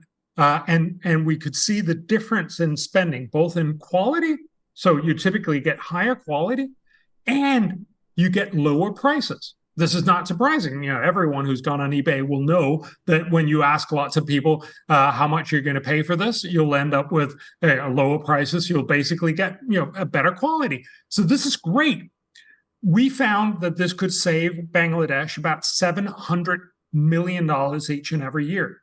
And the cost of doing this is trivial. It's in the tens of millions of dollars once. So it's a really, really great setup. And you can actually get, we estimate, $125 back on each dollar. Now, the reason why it doesn't happen, of course, is, and the Bangladeshi finance minister, he went all in and said, of course he'd love to have $700 million extra. But all of the people just below him wouldn't, because they're the ones who get all the bribes. And so obviously they're sort of like very resistant to this. So there's a lot of work that goes, and you need to put in a lot of political will to do it. but ultimately this will be great for your country. And so we estimate for about $76 million. So everything else I'm going to be talking about is $1 billion. But for $76 million, you can basically build these protocols. You can build the computer systems. They could also take them from other countries, but they typically don't. And build these, do more development with all the officials who have to do it. And you will end up saving about $10 billion each and every year on average for these other 70, for these remaining 70 countries. So for trivial amounts of money, we can do an amazing amount of good. And this is one of the reasons why we're saying this is certainly one of the 12 best things we should do. We can really make all governments provide more for less and with higher quality. You can reboot your life, your health, even your career, anything you want. All you need is discipline. I can teach you the tactics that I learned while growing a billion-dollar business that will allow you to see your goals through. Whether you want better health, stronger relationships, a more successful career, any of that is possible with the mindset and business programs in Impact Theory University. Join the thousands of students who have already accomplished amazing things. Tap now for a free trial and get started today. Yeah, so where this really starts to get interesting to me is that when you really step back and you look at, okay, what is the problem we're trying to solve? So going back, people, planet, prosperity, there's a real consequence to prosperity. And a lot of these, I don't know if you would make this through line, but when I was going through all the different pieces, one of the things that kept coming back up is as humans thrive, they begin to prosper. And then there's a real knock-on effect to that prosperity. So before we go through some more of the 12, I'd like to ask directly, what are the consequences of taking someone out of poverty? I think we almost can't imagine, because you and I and most who are probably listening to this, just simply because they are on the internet and have several hours to spend on listening on this, are just so far removed from absolute grinding poverty, where you really don't know whether your kids are going to survive, whether you're going to have enough money to make it through the day, yet let alone next month, and you're forced to, so about 680 million people live for what most people have heard of less than $1 a day. That's actually $2.15 per day now because of inflation. That's way too many. But when I was a kid, that number was a lot bigger. Yes, and that was also what you said. We've had amazing progress in dealing with poverty. One of the things that I actually write that in the book, if you take over the last 25 years, each and every day, we have lifted, as a human collective, the world has lifted 138,000 people out of poverty each and every day for the last 25 years. Man. It is just astounding. And so again, it also goes to your point of saying, we hear a lot about this, the world is terrible. And yes, there are problems out there, but each and every day, every paper in the world could have it as a headline: over the last 24 hours, the world lifted 138,000 people out of poverty. And we could have had that every day. And we don't, because it's not a news story. It's not, sexy or interesting in the same way as, oh my God, this airplane crashed or something. But, we should recognize that this is a huge achievement. And this is what means that it's possible for people to start making slightly longer term decisions. So we know, for instance, when people start to have a little bit of capital, and this will often just be, a goat or a couple of chickens or something that they can actually sell, they start thinking more about, how can I make sure that my kids regularly go to school so that they can learn more, so that they can become more prosperous and be even more productive than I am, and make their kids' lives even better. So it has this knock-on effect. Education. That's exactly what I want to talk about. These knock-on effects. So one of them is education. What else is a consequence of pulling people out of grinding poverty? That they can avoid dying from easily curable infectious diseases. If a country has more than $10,000 per person per year in GDP, there's no malaria. So, fundamentally, once you get sufficiently rich, you as an individual can afford to buy the medication, which means that you won't have the malaria parasite in you. That's good for you, because then you survive, or you make sure that your kid gets this medication. But it also means that, nobody has gotten rid of all mosquitoes, unfortunately, right?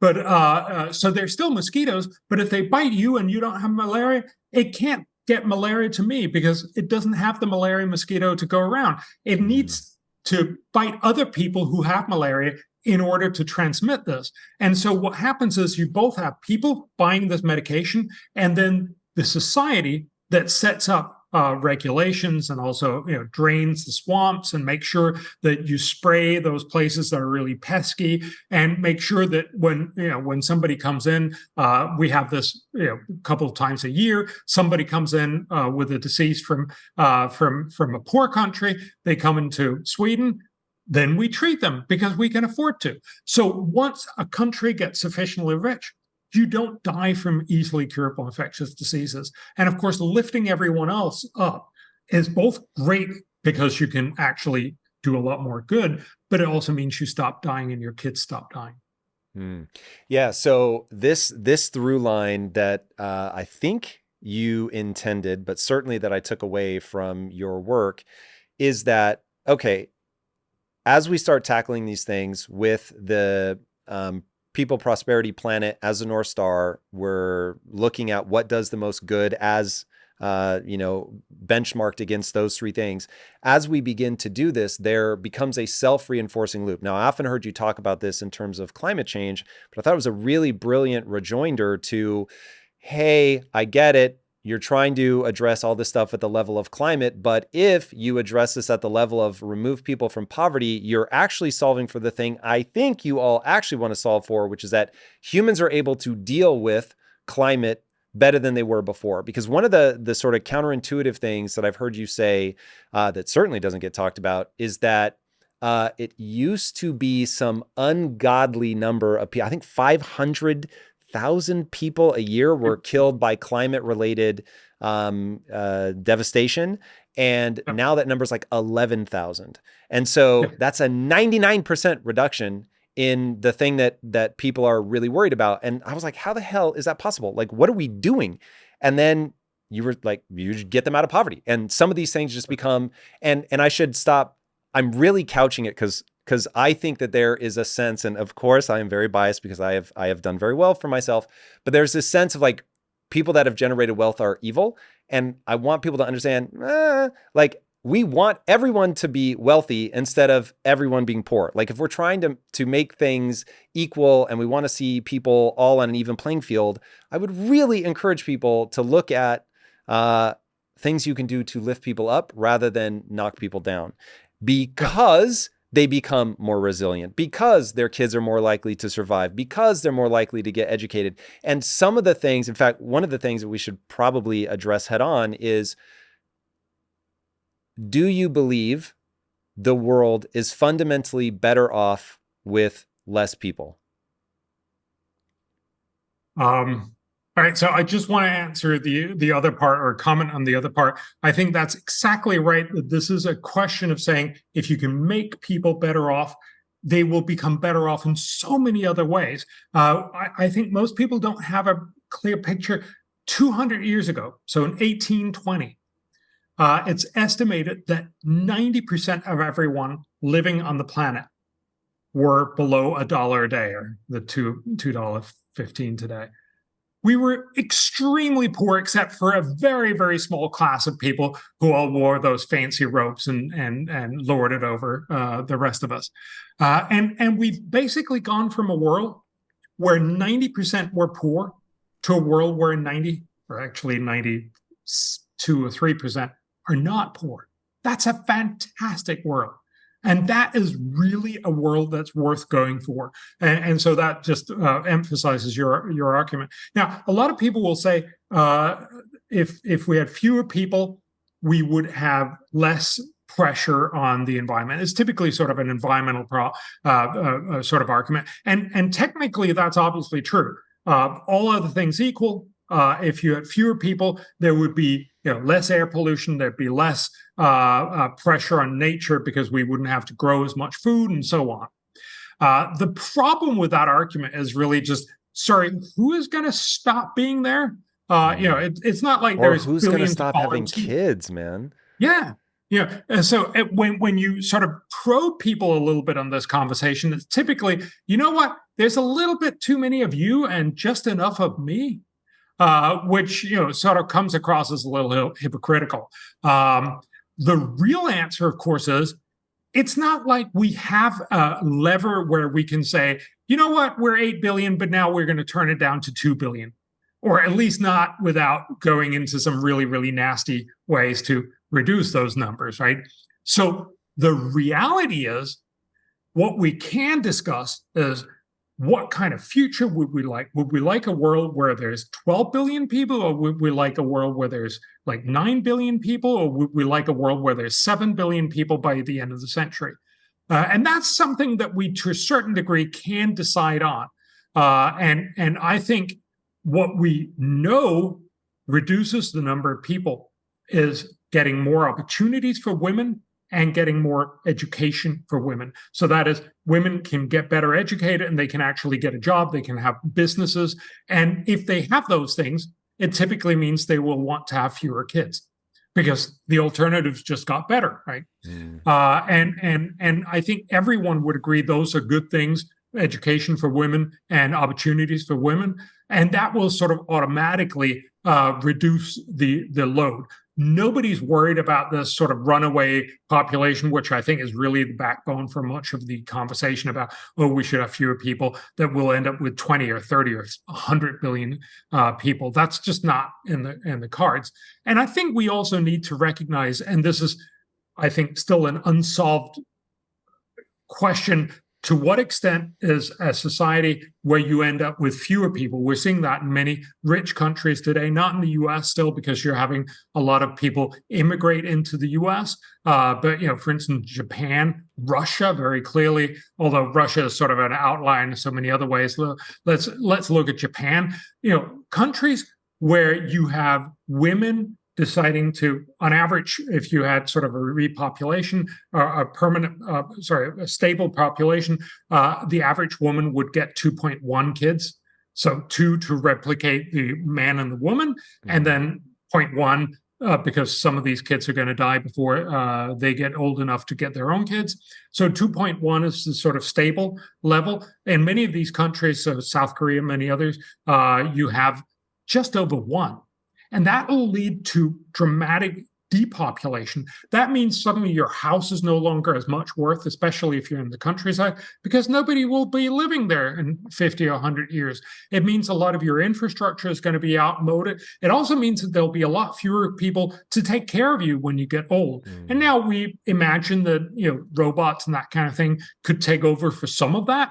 It's crazy that's real talk now. That's nuts. Although I'm a little concerned about, my old age just being cared for by robots. But who knows? Maybe that could be very nice. But it has a lot of potential downsides as well. And then, of course, there's that overarching argument of saying fewer people means less innovation.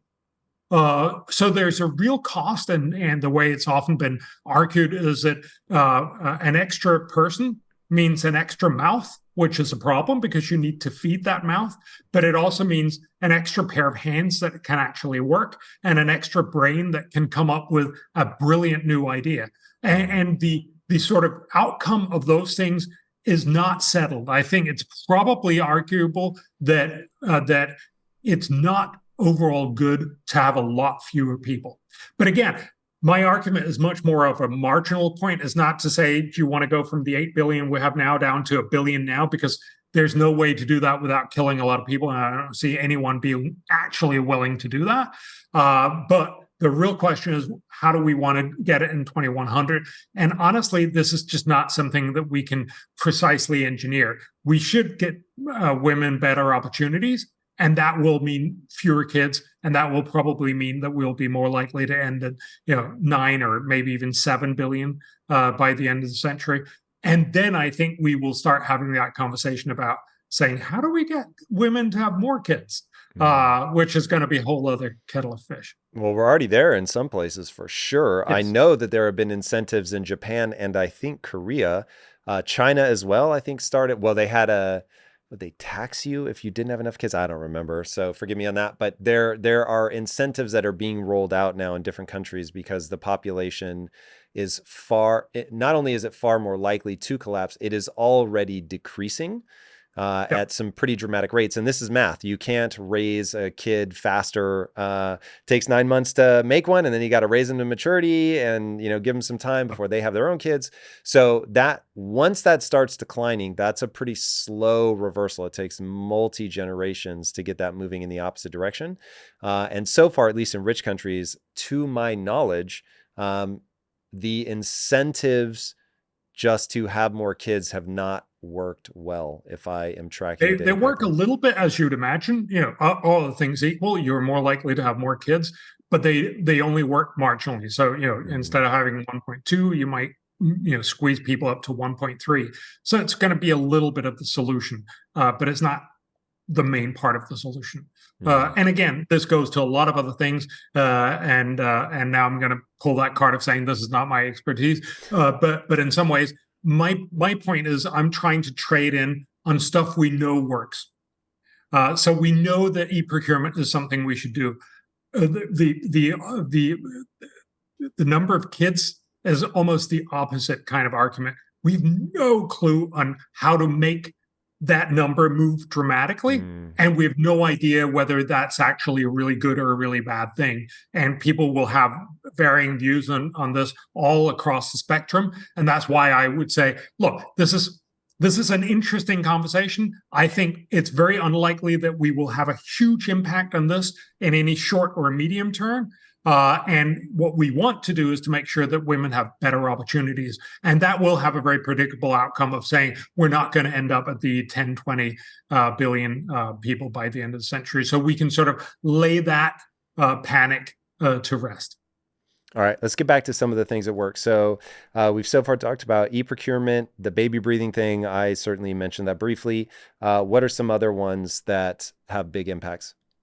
So let me actually just take you up on that one, because that's just a very, very small part of it. It's helping moms and newborn kids just around pregnancy. It's a terribly dangerous thing. It used to be very dangerous for women in rich countries to be treated to be pregnant. Almost 1% of all women in pregnancy would die.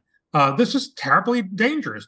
It was actually more dangerous for rich women back in the 1800s because they would be more likely to go to hospitals. And in the hospitals, the doctor would just go from amputating a leg and then come and mess around and give you a puerperal fever. I'm not sure what that's called in English, but the thing that you die from. Right. So the idea here is we've gotten that under control, but still about 300,000 women die each and every year in pregnancy, and about 2.3 million kids die in their first 28 days in life. And we know how to fix this. This is not rocket science. It is basically about getting women into institutional birth, so when complications arise, there's an opportunity to do something about it. And then that you have those very basic emergency obstetric opportunities. And this is a package of things. One of the things that you mentioned is this mask that you give kids. So as you mentioned, 5% of all kids come out of mom and don't breathe. And you basically need to put a mask on them and pump in air into their lungs, and then they start going, and then they're safe. And you need that in poor countries. But even if you come into a birth facility, many of them won't have this little mask. It costs, $75? And over its 3-year lifetime, it can probably save about 25 lives. Wow. That's an enormous effective thing. Now, I'm not arguing that everybody should go out and do a GoFundMe thing just for that, because this is about getting all of the structure in there. So it's about getting the moms into giving birth in institutions. So about 2/3 do that now. We were arguing we should get like 90% of all women in there. And then these institutions should have a lot of different things. They should have disinfectants. They should have clean water. You'd imagine these were obvious things, but they're still not implemented. We've identified how much would that cost. Much of this is also just simply when the hospital administrator decides what should you buy with your budget. A lot of them end up with buying the machine that says ping, if you remember that one from Monty Python. Only because of you, but yes, I am well familiar. It's a skid where they have all the doctors, all the machines in there because the administrator is coming and they want to show the most expensive machine that says ping. And that's all we ever learn about it. But they're so like, oh, there's something. Oh, we're missing the mom, right? So they realize John Cleese is doing most of the talking. It's a very fun skit. But fundamentally, you get the idea that no doctor is going to be excited about getting this mask. I mean, how's that fun? I'm not going to go to a conference and say we have a mask for $75, right? You want to be able to we have the newest MRI scanner or whatever it is, right? But we need to get hospital administrators and everybody else to spend money on boring old stuff that'll actually save a lot of people. So we estimate that the total cost is going to be about $5 billion. A lot of this is cost for the women. So it's almost $2 billion of that cost is the cost in terms of lost income for the women. Typically, you'll work right up to the day and possibly even some of the day where you give birth. And then the day after, you'll go back to work.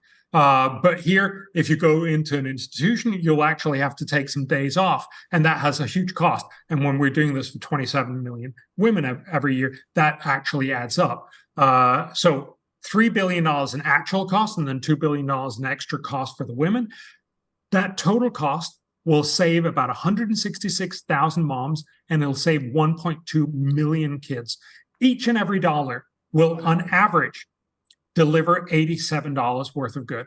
That's just one of those many amazing things we could do. So, again, we've had some of these people do all of the math, look at all of the costs in all of the different countries. And of course, this is not true in a total metaphysical sense. It's not like all the cents and dollars are going to tally up exactly, but it's the best knowledge that we have, what our best models show, what this increase would cost, and how many people this would save.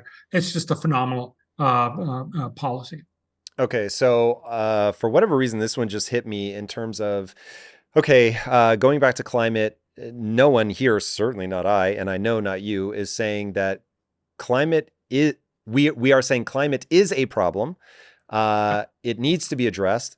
But when you go back to people, planet, prosperity, and you're taking the balance of those, if you're only losing 500,000 people to climate problems now, and what you're just talking about, getting women into institutions for birth, getting them the sanitization, getting them the little breathing thing, if that's saving over 1 million people, you're already 2x of when climate was the worst in terms of the number of people that it was killing, which was 500,000. It's now 11,000. So compared to even what climate is now, it's just massively more impactful in terms of saving lives. But it does beg the question. So if I'm somebody that's like really, the climate is the meteorite streaking towards Earth that is going to just cause, mass extinction, basically. I go to the movie, The Day After Tomorrow. Did you see that movie? Yes, I did. Okay. So, that was really sobering. This thought that everything is just so delicately balanced. And if we fall out of balance, then like this cascading thing can happen that basically brings an ice age effectively overnight. And even if that happened, say over 12 months, it would just be unimaginably devastating. So it begs the question, is there anything that we see in the data that leads us to believe that, let's just assume we do nothing for climate and everybody just keeps doing their thing and we keep making people richer. China keeps bringing on coal plants, like just every bad. Could it get that kind of catastrophic? So if you just ask is there a non-zero probability that it could be catastrophic?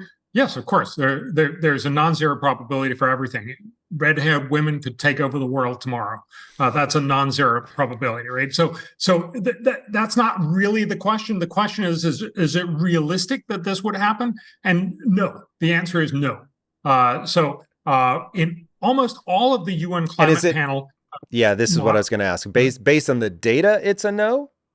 Well, no, you can't base this on data because you're talking about the future, so you have to base it on models because we don't have data for the future. We're worried about the future, so we have to ask, what do the models indicate will happen if in reasonable worst case outcomes?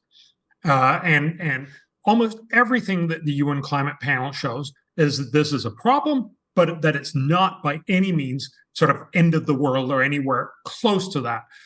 So the only climate economics have spent a very large time trying to estimate not just what is the bad things that could happen, but try to give that an economic estimate. So, get a sense of proportion. How bad will this be?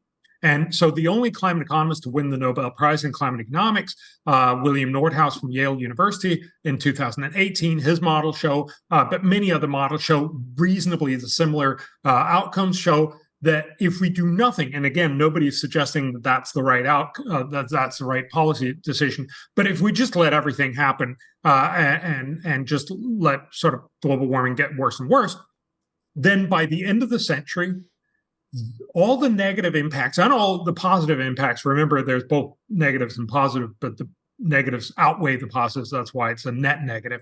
The net negative will feel like we're 4% less well off than we otherwise would be. So it's a 4% problem. That's basically what he won the Nobel Prize for. And that's certainly a problem. Now, remember, by the end of the century, the UN estimate that we will be much richer than we are today. They actually estimate on a reasonable sort of middle of the road scenario that the average person in the world will be 450% as rich as he or she is today. So that's a phenomenally much better world. That's the one where we've lifted a lot of people out of poverty as well. There'll be no poverty, no $1 a day poverty. Of course, then we'll be worrying about $100 a day poverty instead, or $10 of poverty, whatever. But fundamentally, so on average, we expect that we'll be 450% as rich by the end of the century. But because of global warming, unmitigated global warming, it'll feel like we're only 434% as rich, 4% reduction of that, right? So 434% as rich is not the end of the world. It's a much better world, but it's a slightly less better world than it otherwise would have been, which is why that must be very controversial. Is Nordhaus a controversial figure? Because obviously he's become controversial. He's become controversial. Look, pretty much everyone in climate economics agrees with him. You can find people that can sort of come up with these really, really unrealistic, it might be even 10%, but it's not going to change the argument. You need to get up to 80, 90, close to 100% for this really to hit home. And nobody can show these sorts of numbers. There's some people out there who say that, but they have no good evidence for why this would be the case. And they're not well respected. Is there any model from a crackpot or otherwise, I mean, a player in the space? Yes. But a player in the space, even if they're considered like, I'm not so sure about this guy, is there anybody that has models that put that kind of number on the board that this would be an 80 to 90% reduction in the growth rate? No. The worst that's out there, and I think most people would agree this has pretty well been debunked, and I could walk you through that, but that'd take quite a while, is sort of, is it 23%? And it's just simply wrong in many different ways. But that's a period study that has been referenced a lot.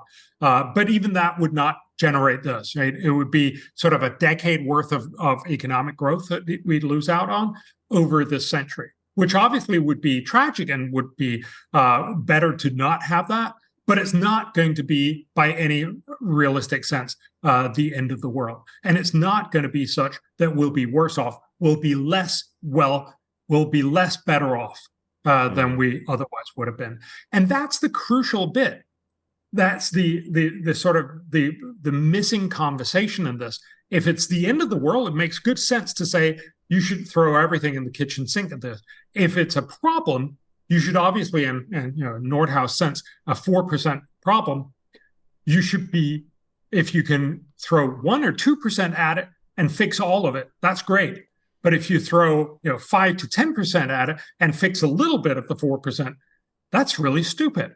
And so that's the conversation that you really need to have. And unfortunately, much of the policy conversation is let's throw 5 to 10% at it and only fix part of it, which turns out to be a very poor use of resource.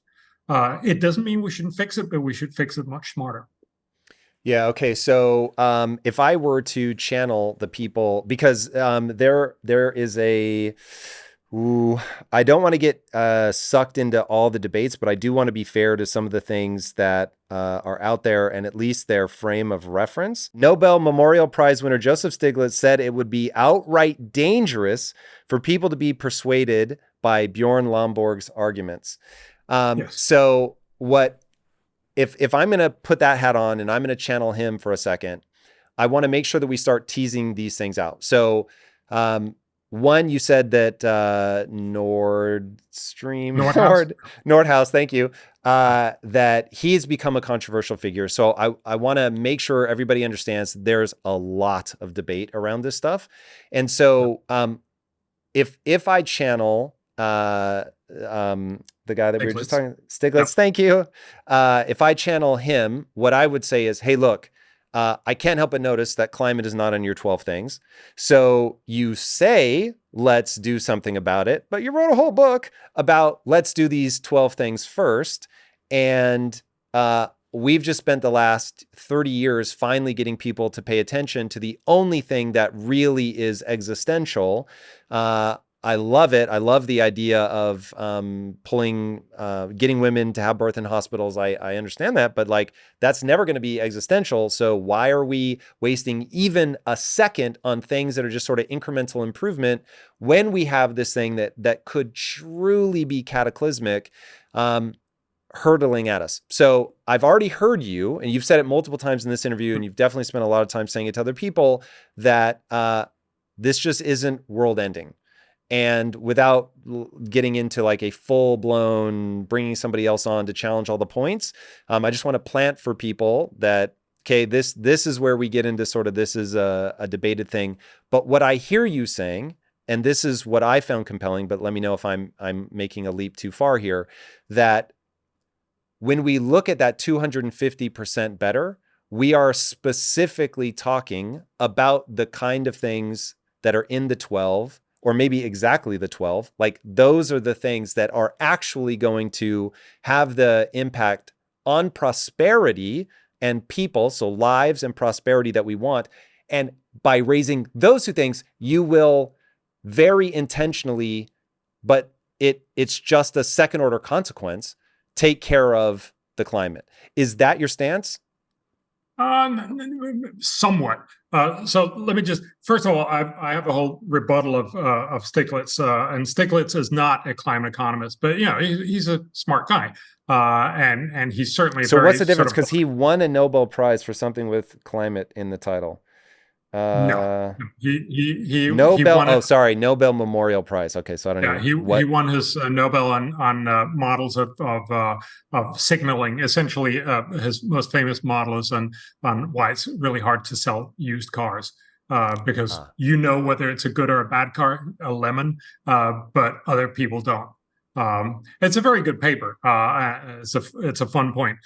We've debated several times. I think Stiglitz is in way over his head, and he knows that that's what I think. But that's a conversation for a different time. Nordhaus is only controversial not among economists, but among all the people who want desperate, strong climate action, because obviously that's not compatible with what he's actually found. And so I think it's mostly sort of a reasoned argument that I don't like his conclusions, so he must be wrong, which is not a terribly strong scientific argument. But that's a whole different kind of conversation. But I think it's a very crucial point. Why don't I have climate as one of these 12? And the simple answer is It's because there is no climate policy that has a substantial sort of spending that delivers at least $15 back on the dollar. Now, most climate policies that we do in the West, so for instance, the Paris Agreement, delivers about 10 cents back on the dollar. That is, it actually destroys value. It costs a lot of money and it delivers a little bit of good for climate. So it's a bad idea. Now, you can have a lot of conversation. A lot of people would be very angry to hear that. I think we have very good academic arguments that it's less than $1 back on the dollar. But 10 cents exactly, who knows? It could be 30 cents. There's some people who would even argue, if you really sort of tune all the characters to get the right politically right result, you might make it $1.50 back on the dollar. That is it. It's a good investment. But it's nowhere near as good an investment as these other things. So that's a simple argument. I'm going to ask a really gross question, and now I am way over my head. But this is very much, hey, thinking through novel problems. A guy that I know called Tom tells me you should just go ahead. Yep, that's where I'm at. Ooh, am I going to perhaps rue the day? I don't think I've ever uttered this name in the podcast, maybe once or twice, but Trump pulled America out of the Paris climate agreement, whatever. I'm not sure how to frame it. Was he right? I think he was possibly right for the wrong reasons. I mean, his argument was basically, this is costing America a lot of money and it's not doing very much good, so I'm going to pull it out. It's not going to do America a lot of good. Remember, the reason why we care about global warming, presumably, is because this will affect all of the world. It'll actually not affect rich countries all that much, partly because rich countries are typically fairly high latitude countries, so more warmth. I come from Sweden, right? I mean, not like your problem. Be sorry that it gets a little better weather. But if you live further, closer to the equator, that is actually a problem. Partly when you're richer, you're also more resilient, so you have less problems with more storms or more floods, that kind of thing. So I think there's some truth to this. I would never just go ahead and say this is Trump was just right on this and good for him. It's more sort of the way I heard it was that he got part of it, but it was not, the right way to deal with this would have been to say, we should do something else. And we actually did that all the way back to our start of our conversation. We not only did this for all the really smart things to do in the world, which is the best things first, we also did a similar process where we said, if you were to spend money on climate, how would you do that in the best possible way? So not say anything else, just say we want to spend money on climate. Where do you get the biggest climate bang for your buck? And it turns out by far the best investment is in innovation. And if you think about it, it really makes sense. Back in the 1950s, Los Angeles was a terribly polluted place, mostly because of cars. The solution was not to tell everyone, I'm sorry, could you walk instead? Because that would never convince anyone in Los Angeles, right? But the solution was instead innovating what was known as the catalytic converter, a little gizmo innovated in 1978 that you put on a car tailpipe, and it basically gets rid of most of the pollution. This is the air pollution part. But that's why you can drive a lot longer and have much cleaner air. I'm not saying Los Angeles is great or anything, but it's much, much cleaner than it was in the 1950s, mostly because of that innovation. Yeah, it has a cost of a couple $100, but we basically convinced everyone in the world, for a couple $100, sure, I'll do that in order to not cough. And we've gotten everyone in the world to do that. That's how we solve global warming, not by telling everyone to be worse off, but by telling people, if you invest a little bit of money, and we're talking about $100 billion there for innovation and research and development in green energy, you will innovate the technologies that are going to be so cheap faster so that everyone will eventually switch. And let me just give you one example, and then I would love to go back to the other things. But Craig Venter, the guy who cracked the human genome, I actually back in met Craig Venter. Yeah, no, I know him. Oh, cool. Yeah. Don't know him well by any means, but he seems like a very interesting guy. I don't know him, but he has a lot of slightly crazy ideas, but also really, really interesting ideas. So one of his ideas is, imagine taking a gene-modified algae that basically takes sunlight and CO2 and transforms it into oil. Then we just put it out on the ocean surface. We grow our own Saudi Arabia out there. It'll soak up all the CO2. So then we'll harvest all the oil, and then we'll keep our entire fossil fuel economy, but driven on this oil that we just produced out in the ocean surface. So it's CO2 neutral. How cool is that? Right now, you can make it work in principle, but it's not anywhere close to commercially viable. But, let's give that man a couple of $1 million to see if he can make this work a lot cheaper and a lot better. If he can, he'll be the richest guy in the world, and he will make every one of us much, much better off, because we'll have, basically infinite energy without the CO2 problem. That'd be fantastic. Now, there's a very good chance this won't work. Right. But we should invest in 1,000 things like that. And we really just need one or a few of them to come true. And those are the ones that are going to power the 21st century. Right now, we're instead saying, no. Let's make it more costly to cut back on CO2. It's going to cost these trillions of dollars. Rich countries are sort of saying they want to do it, but poor countries, China, India, Africa, no, not going to happen. And so in reality, we're spending a lot of money, and we're very likely to not achieve anything. And that's why I'm arguing, and that was what our economists showed. And we had 3 Nobel laureates involved in this. And they basically said the very best long-term solution is to dramatically increase our investment in green energy R&D. So we should definitely do that. But what we found was that was $11 back in the dollar. So had we set that target at 10 instead, but that's just historically not what we've done. It's not because we wanted to sort of skew this. It's just because we didn't want to have, if we'd set it at 5, we would have 40 or 100 different ideas. It would also be much harder to know whether we've gotten all of them. And that's why we've historically set it at 15. So that's why green innovation is not in there. But, right. Fundamentally, it's just simply a question of saying, where can you spend the money and do the most good? But it necessitates that you stop believing, but if we don't fix my favorite problem first, nothing else matters. And a reasonable number of people will say, look, there'll still be poor people in 2030, but if we don't do something about climate, it'll be the end of the world. And I get that. If that's your frame of mind, that actually makes perfect sense. It just happens to not be correct. Right. Okay, so going back, we've got e-procurement, we've got mothers going into hospital, sanitation, babies breathing, that's 2. Hit us with number 3. So take some of these very, very simple diseases like tuberculosis and malaria. Tuberculosis is what killed 1/4 of everyone in the 1800s. If you watch Moulin Rouge, Satine, I'm going to give away the ending. Spoiler alert. She dies again, right?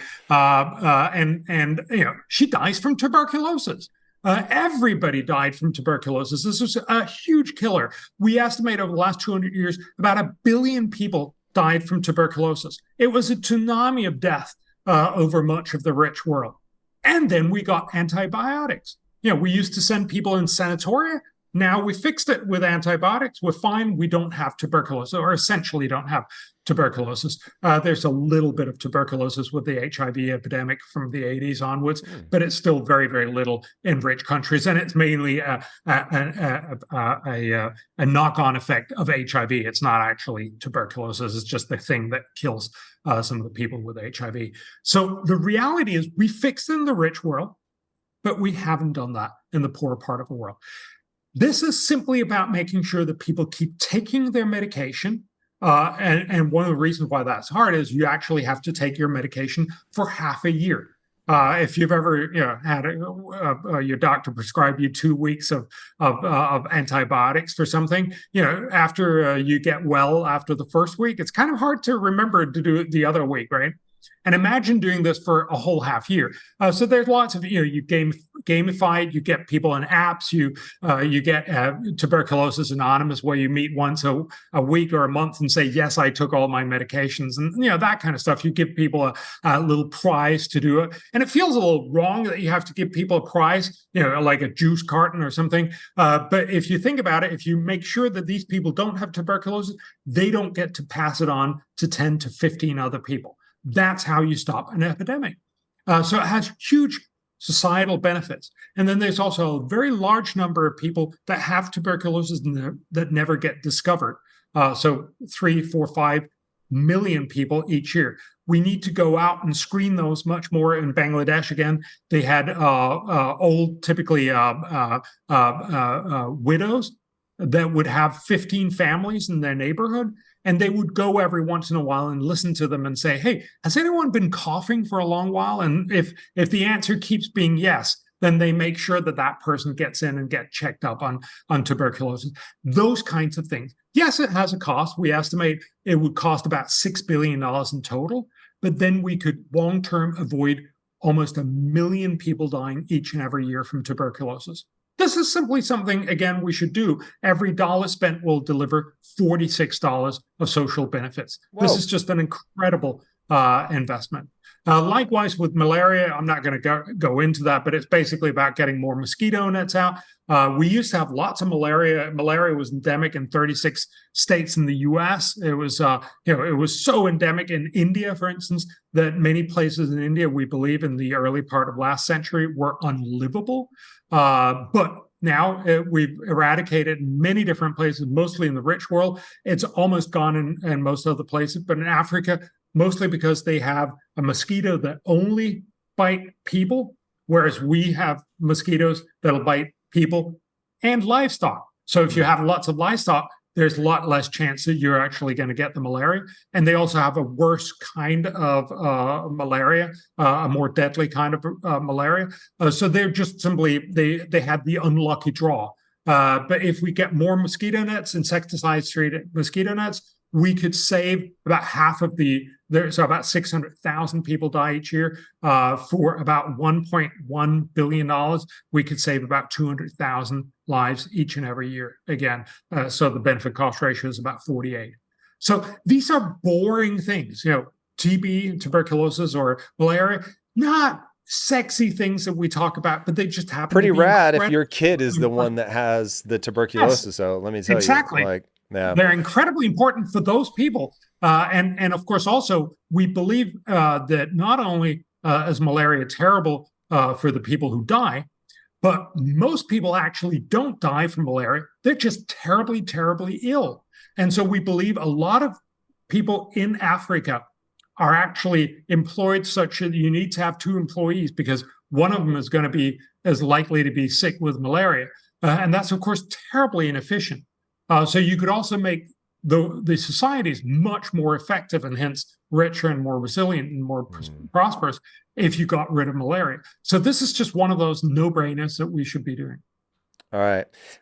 So I think it would be useful to go through all of them. I don't know if you can pop them off just off the top of your head. Can I just give you one more? Because we talked about education at first. And yep. I think it'd be great to just finish that up. It's also it's the most expensive thing that we're suggesting, and it's also one of the most impactful of all of these things that we're talking about. So as we talk about, there's a huge dearth of good education in the world. So we work really, really hard in getting all the people in the poor part of the world into school. They're now in school, but they're not learning very much. So the right answer is not to, double teachers' pays or build lots more schools or that kind of thing. Yes, it has some benefit somewhere, and some countries actually have a lot more kids coming in, so they will have to build schools, but it's not the way that you actually solve this problem.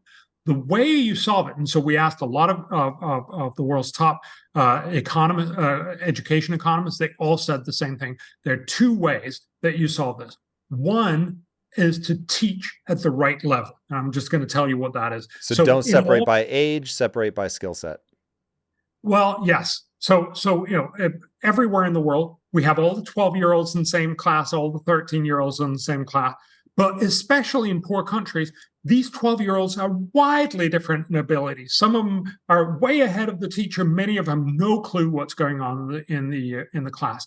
Ideally, that teacher should teach each one of those kids at his or her own level. But of course, you can't do that if you have 50 kids in your class. But what you can do, and we know this from lots and lots of experiments, and large-scale experiments with hundreds of thousands of kids, if you put these kids, say, in front of a tablet 1 hour a day. This tablet has educational software on it. It'll very quickly find out where your exact level is and start teaching you at that level. So your whole day will be 7 hours of boring old classes that don't really work, and then 1 hour of this where you actually get to interact with the tablet. Are you familiar with the X Prize? They did a prize around learning on this. Is that part of what you guys looked at? I know that it's there, but no, this is research that's been going on for at least 10, 15 years, where they have investigated these sorts of educational softwares and found out how much does it cost. Also, one of the things you need to recognize is that some of these tablets will be stolen. Some of them will be corrupt. Some of the teachers won't know how to do it. You also need solar panels to make sure that you have electricity if you don't have power out in the middle of nowhere. You also need lockers so you can lock in the tablets at night. There's a lot of things that can go wrong, and we've estimated all of these things. Also, and crucially, this is why you only have it 1 hour a day, that the kids don't get the tablet. It turns out that that's a really bad thing, because then they mostly just end up watching Netflix and doing all kinds of other things. So funny. Really fast on this, because this is where our worlds collide a little bit with my obsession with AI. So I brought up the X Prize. They did a prize around this. They wanted to make sure that all kids were getting educated. Emad Mostak won that prize. He's the guy that went on to found Stability AI, which gave us Stability Diffusion, which at one point accounted for like the top 10 apps on the App Store for iPhone were all built on the back of Stability Diffusion. So his obsession is, how do we use AI to educate people? How do we make it open source? How do we get it in the hands of all these kids? And there were two things that happened around the X Prize, and I don't know where the borders are. So what I'm about to say, I think was Emad, but I'm not entirely sure, but it was definitely tied to the X Prize. They went into some just ridiculously impoverished village. There was like a border fence. They cut a hole in the fence and they affixed effectively an iPad, a tablet. And they did not say a word. The tablet wasn't even in the native language. They just affixed it with an internet connection. And something like 3 weeks later, they had 12-year-olds teaching themselves molecular biology because they were just navigating around and finding this stuff and finding videos and things that they were interested in. And I was just like, that is insane. And to me, it speaks to this idea of, when you get somebody who can learn at their own pace, you will be shocked at how quickly they like find that lane of like, okay, I comprehend at this level. And then they just go ham, because to your earlier point about 3G and getting people access to phones and the internet, the world's knowledge is at your fingertips the second you have access to the internet. It's really pretty incredible. I was not at all surprised to see education on your list. No. And the reason why we are advocating this particular technology is partly because if you do 1 hour a day, you can spread out the usage of the tablets with lots of other kids. So the cost of the tablet becomes less of cost per kid. It's also that you need teachers buy-in. Not surprisingly, teachers are worried that AI or technology will basically take over their job. And so by making sure that the teacher will sit with the kids for that 1 hour, ostensibly to help them with the technology problems, but really to say, this is part of your job, so they're not worried about this, is the way to make sure that teachers will actually embrace this sort of solution, making it possible to start this conversation. And also, this is what we've studied. We've studied this particular thing. We know this is incredibly good. It's possible that there's an even better thing out there, but this is pretty good already. So what we find is, for about $21, you can get a kid 1 hour a day for a whole year on this tablet. So the tablet will be spread out over, I think it's 3 or 4 years. The solar panels for 10 years. The box is also for 10 years. You also need to build a new classroom where you can do this, and that's also spread over 20 years. And obviously the software is almost all up there, but it's very, very cheap when you have to do it for millions of kids anyway. And so if you look at that, total cost is about $21 for one kid for 1 year. But it means that for 1 year going to school, so 7 hours of boring school, 1 hour of actually learning lots of stuff, you end up having learned as much as you normally would in 1 year over 3 years. Sorry, I said that badly, right? For every year you go to school, you learn what you normally would have learned in 3 years. You're simply 3 times as good. And that's that crazy. matters In because, an hour. yeah. And then when you go out and you become an adult, you will be more productive because now you actually have learned a lot more stuff much better. And that means, and we know this from a lot of research, that reflects in your hourly wage. You'll simply have a higher hourly wage. And so we've estimated what's that value over time in all of these countries. And what we find is that for about $10 billion, so this is going to cost about $10 billion to ramp this up to a lot of places, so get 90% of all kids in the poor half of the world this opportunity. But the benefit is that these kids will each and every year make $600 billion more in good, in higher income. Remember, they'll actually make 6 trillion, but this is far off, and so we're discounting it back to today. It's worth less because it's far into the future. So it's about $600 billion, and that means for every dollar spent, you'll do $65 of good. I should just say this is not the only way that we're talking. There's also, and you actually mentioned that, you could also do without the technology. So you just simply 1 hour a day, you take all the kids who should be in first grade and put them into first grade. You take all the kids who should be in second grade and put them into a real second grade. It has a lot of social problems because you end up putting, 6 years old and 12-year-olds. And you also kind of point out, Steve here, not the brightest of the bunch. You're not going to have the kind of adherence. But it's much cheaper because you don't need the tablets. And it's less effective, but it's also much cheaper. So we actually find it's also a really good idea. They do it in India, for instance. So we're suggesting that could be part of the solution. The last part is teachers are really bad. Teachers are poorly paid in most places around the world, and they are struggling. Many of them are just a tiny bit better than the kids that they have to teach. And so if you give them structured, or what we call semi-structured teacher plans, so you basically make an outline of what you should teach today and tomorrow, every hour for the whole year. If you do that, and then take them in on some courses, and this has been done.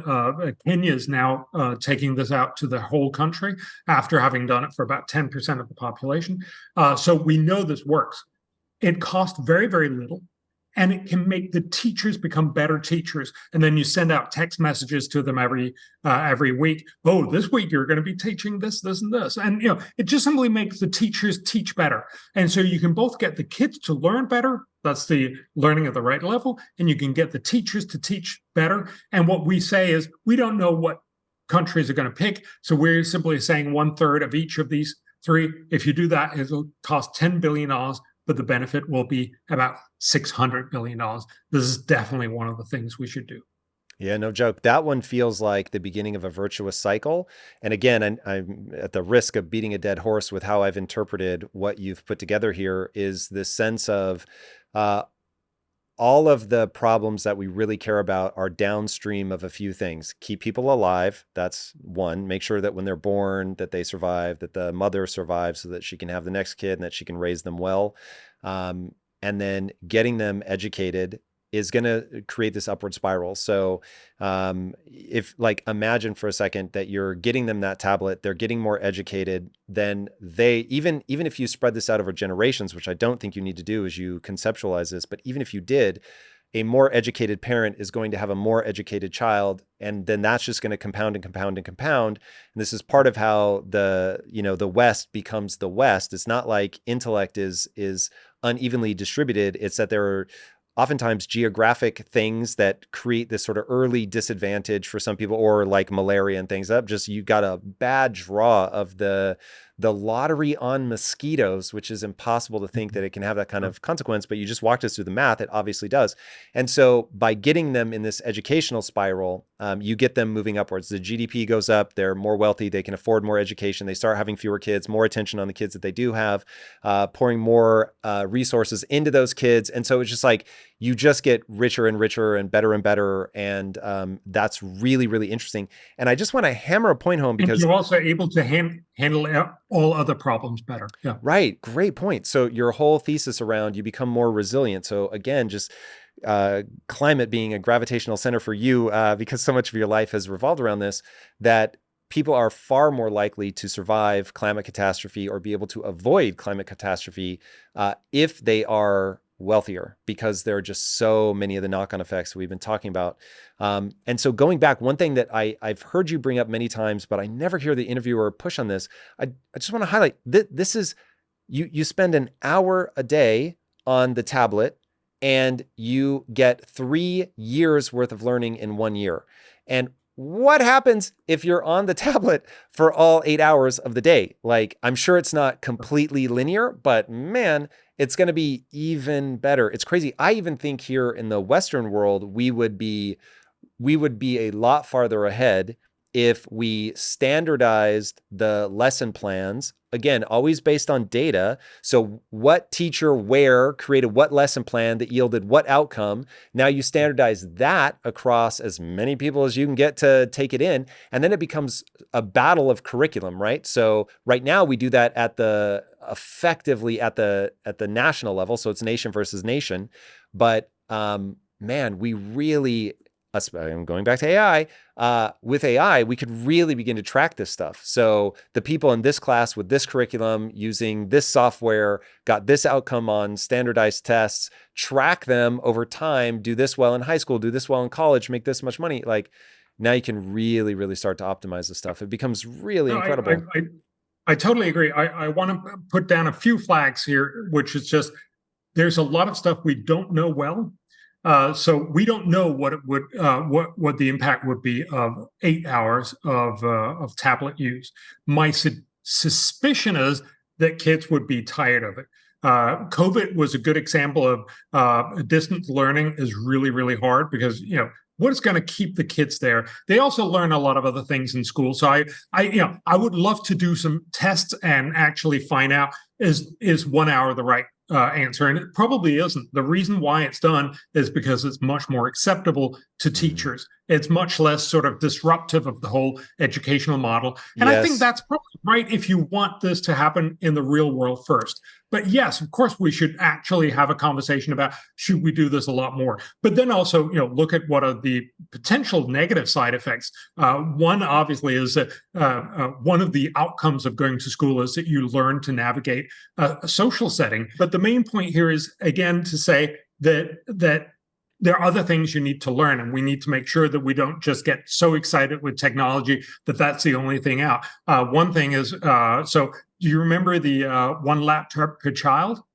It was a very, very common thing like 10, 15 years ago, and everybody loved the idea. But everybody that I knew would be saying, but we haven't actually tested. And when you started testing, it turned out it was not good at all. It actually, and that's why it turned out that it had no impact on learning. And it turned out that teachers were saying that it actually made the kids less attentive in class.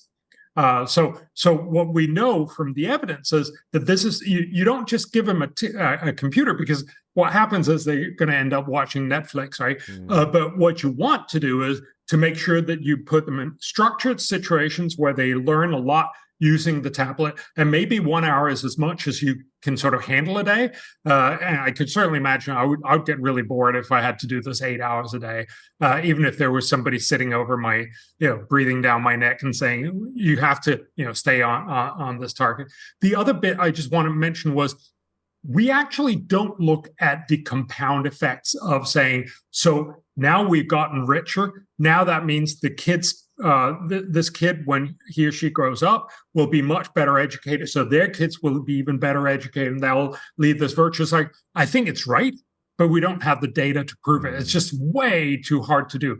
So this tells you something else, namely that it's very likely that most of the things I've just presented to you are underestimates of how good they are. Because we just, when I talk to the tuberculosis people, they will tell you how many people don't die from tuberculosis because they're doctors, and that's how they think about it. But the fact that this will so tuberculosis typically hit people in the 30s, 40s, just when they become parents, and so this means you lose you're a mom or a dad, and the whole family sort of careens out of control. We don't know what that has of an impact, but it's very likely not good. So the real benefit of this is probably much, much higher, but we don't include that because we don't have good enough models to it. Most people don't, so in education, we only look at the income impact because that's how education economists think about the whole world. But clearly learning more also means that you'll probably, at least to a certain point, be happier. You'll be more likely to experience successes in other things. There's a whole lot, you'll probably be a better democratic citizen. There are all kinds of better outcomes that we haven't included. So many of these, I suspect, are vast underestimates of the real benefits. But again, I don't feel like I have, if we get 52 back in the dollar, I don't think we have to sort of say, but it might actually be even better than that. Yeah, no, for sure. Okay, so I think I'm a bigger believer in how valuable the time with the technology would be, but I'll let that go for now. I want to make sure that we at least give people a headline on the remaining, I think, 8 that we still have to go through. Let's go through them all, and then we'll pick a couple to really dive into, and then there's another really important question I want to ask. So, I'll just go through the list here. Yep. So we look at nutrition. Obviously, hunger is a big problem. It turns out it's kind of hard to give out nutrition because if you give out food, it's hugely potentially corrupt. And so that's why we don't have a really good solution. We have some reasonably good solutions for nutrition. It gives $18 back in the dollar. It's actually one of the lowest, but we estimate you should spend $1.4 billion there, and you can do some really good chronic diseases. But there's another way to fix nutrition, which is agricultural research and development. So if you remember we were worried back in the 60s and 70s that a lot of people would just simply die from hunger. People estimated that India was just a basket case, and we just had to triage and let India go, kind of thing. There's just not enough food for everyone, and it would just get worse and worse. Instead, we had what was known as the Green Revolution, which basically made seeds much more productive. So you planted a rice seed or a wheat seed or a corn seed, and it simply produced 2 or 3 times the yield per acre. That's simply, it's just magic out of the box. And that's what basically saved a lot of human beings. The guy, he got a Nobel Prize, Peace Prize for doing this, and he's credited for saving 1 billion people. It's crazy how that nobody knows that guy's name. No. And this is where our negativity bias is. And as I have one too, but it drives me crazy that there's not statues of that guy. Yes.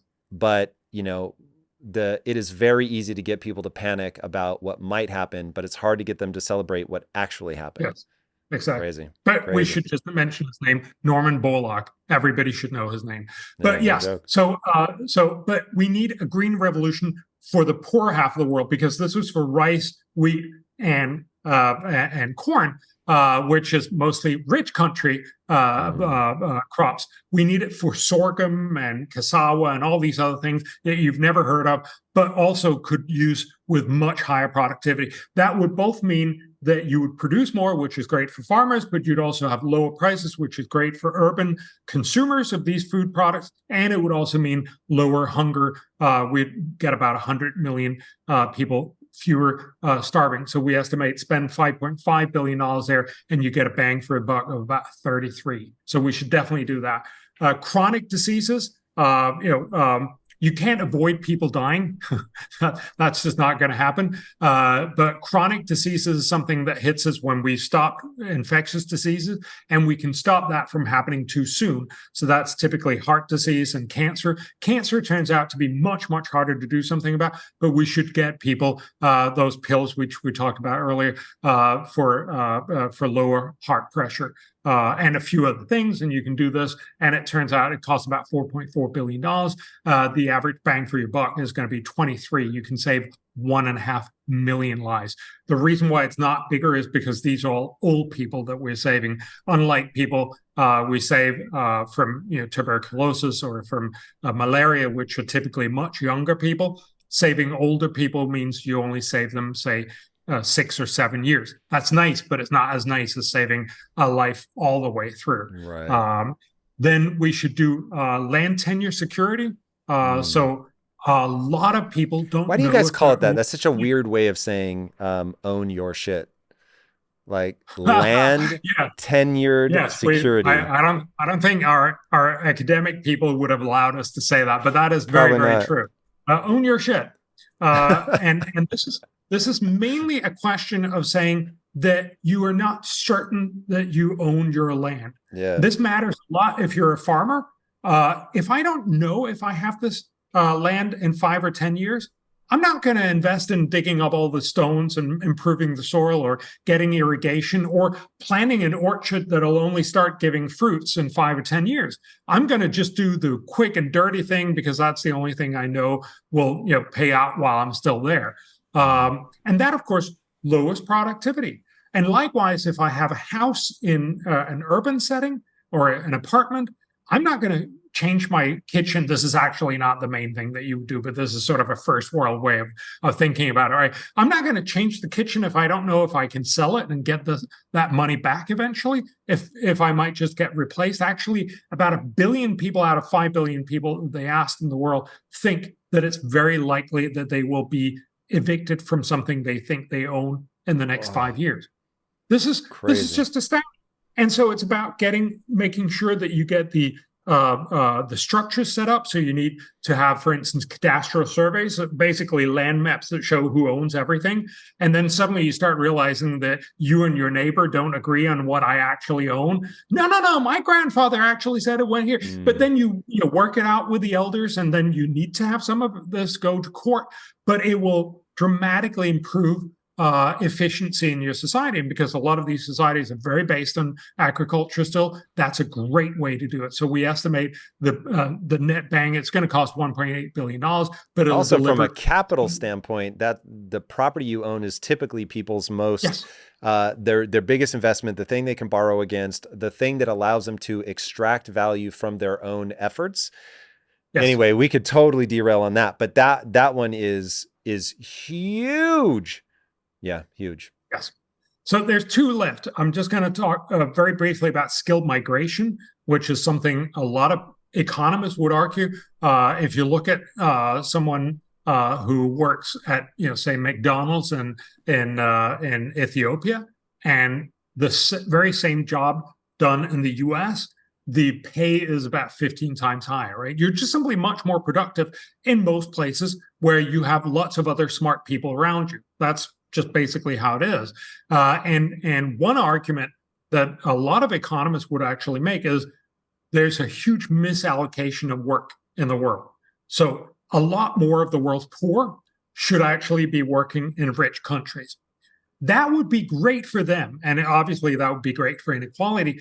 However, this would also be hugely politically problematic. A lot of people would not like to see a couple billion people move to the rich West. It's also unlikely that this would actually work out, as well as a lot of economists argue. But what we find is, if you focus on skilled migration, and if you focused on a small amount, so you basically say, imagine 10% more skilled migration than you already have.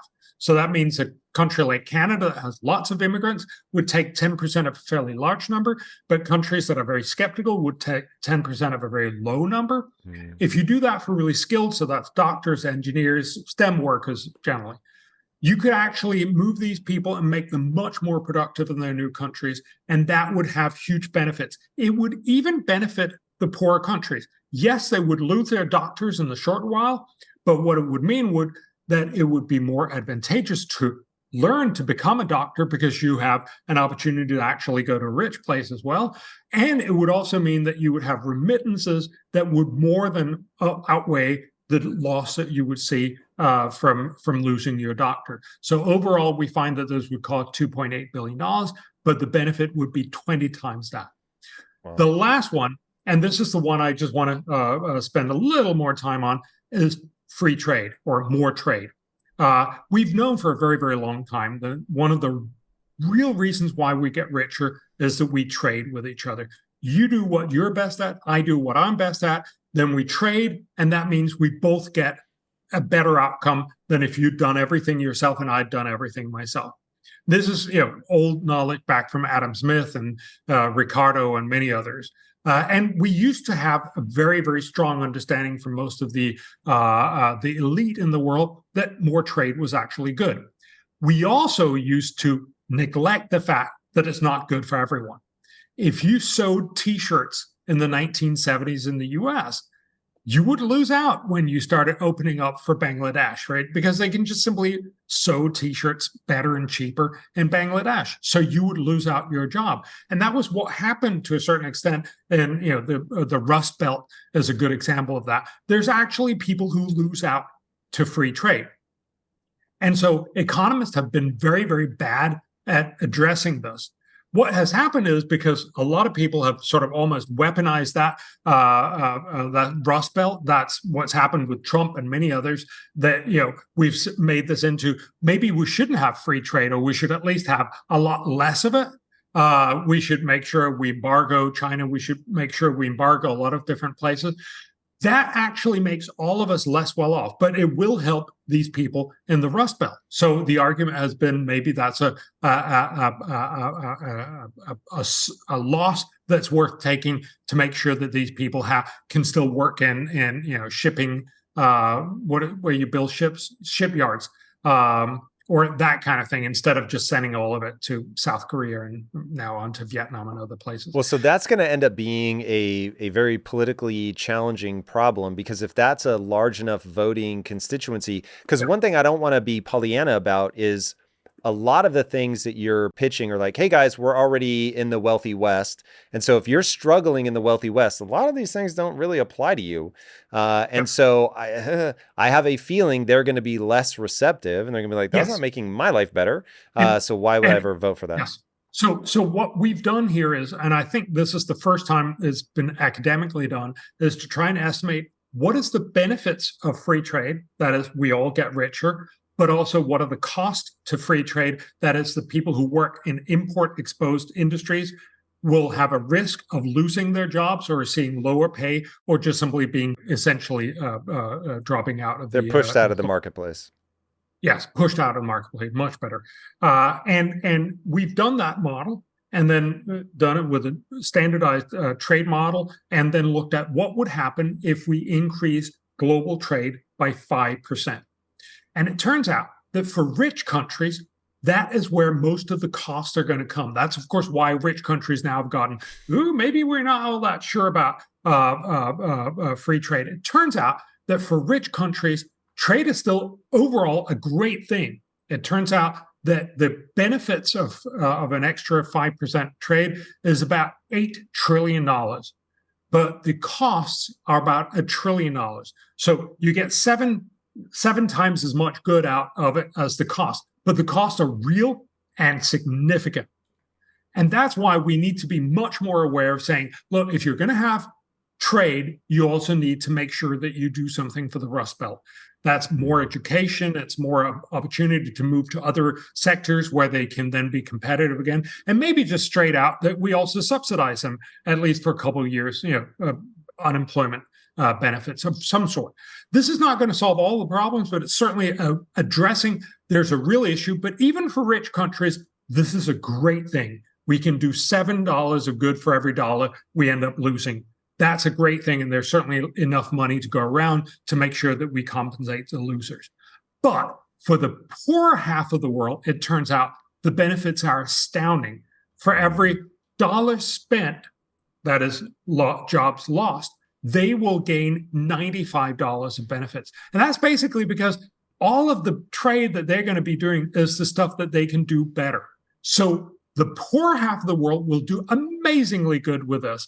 The rich world will also do good, but not nearly as good. So we have to be more clear on our understanding that we're going to address the downside, the rust belts of the world.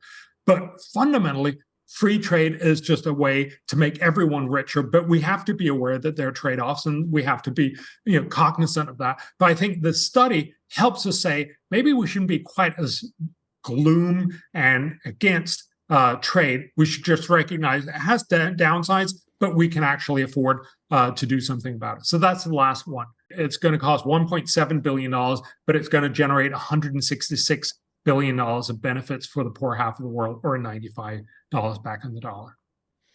Man, that one's very interesting. So I want to take head on what the potential challenges would be. So, and this is where I'm going to speak directly to my climate concerned brothers and sisters out in the world.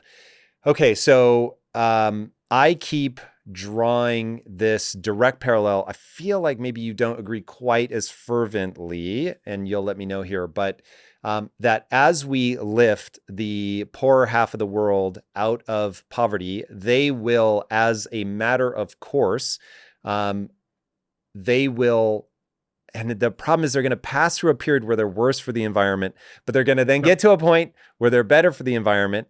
And so if we take a longer view, and this is where we just keep coming back to, if you believe the world is ending in 5 years, we've got real problems. And so you constantly have to, I mean, you've been very clear about what your thoughts are there, but man, I'm realizing as I even try to explain this now, that it really does hinge on, can we, one, are you right that we don't have this really near-term catastrophe staring us in the face? I am not knowledgeable enough in this. This is where I go to. I can tell you how I think through the problem, but I cannot at all give you data. But if we understand that, like California in the 50s, yes, or China today, which China is both bringing on more green energy, I think, than anybody else, but they're also bringing on more coal plants than anybody else. And so it is this sort of mixed bag, but that you want to push people up into a much more wealthy place as fast as humanly possible, because with that will come the innovation, will come the fewer children, will come the bigger investment into those kids, will become the more education, all that. And as we do that, the data shows that they will care far more about the future. Thusly, they will care far more about the environment, and they will be better stewards, which feels like the way through if we can get everybody to understand that that we don't have a near term, we have a problem. We have a problem that needs to be addressed, and we should be addressing it right now today, but that we do have more time maybe than people think. Okay, so, but with that, we get back to, you're going to get a lot of people pushing back on that. You weren't in America when this was popping off, but there was like this whole weird moment that I really got caught off guard by, which was, hey, AI is going to take over trucking jobs. Everybody thought that was going to be the first thing. And truckers, sorry, you're just out of luck. And people said, well, they should learn to code. And I was like, yeah, they should learn to code. Because the reality is, I don't think it wise for people to just say, oh, I'm facing a change, I don't know how to code, that's for people smarter than me, I give up, right? But you would get banned off of Twitter at one point. You would get your video delisted on YouTube if you said the phrase "learn to code." And I was like, what? Like, I get it. Not everybody's going to do it. Not everybody's going to be willing, whatever. But to say you can't even say it, like that just doesn't make any sense to me. I'm very dizzied by that. But I accept now that that is a reality. So you're going to run into people who are like, hey, do not open free trade. We tried that. Terrible. We become over-reliant on China. People have leverage against us. We outsource our infrastructure. We strip our jobs. You get Rust Belt. You get Detroit. Like, just all bad things. What on earth are you doing? Is there any argument other than cheaper goods, which is, I'm guessing, where you're saying that we get the value?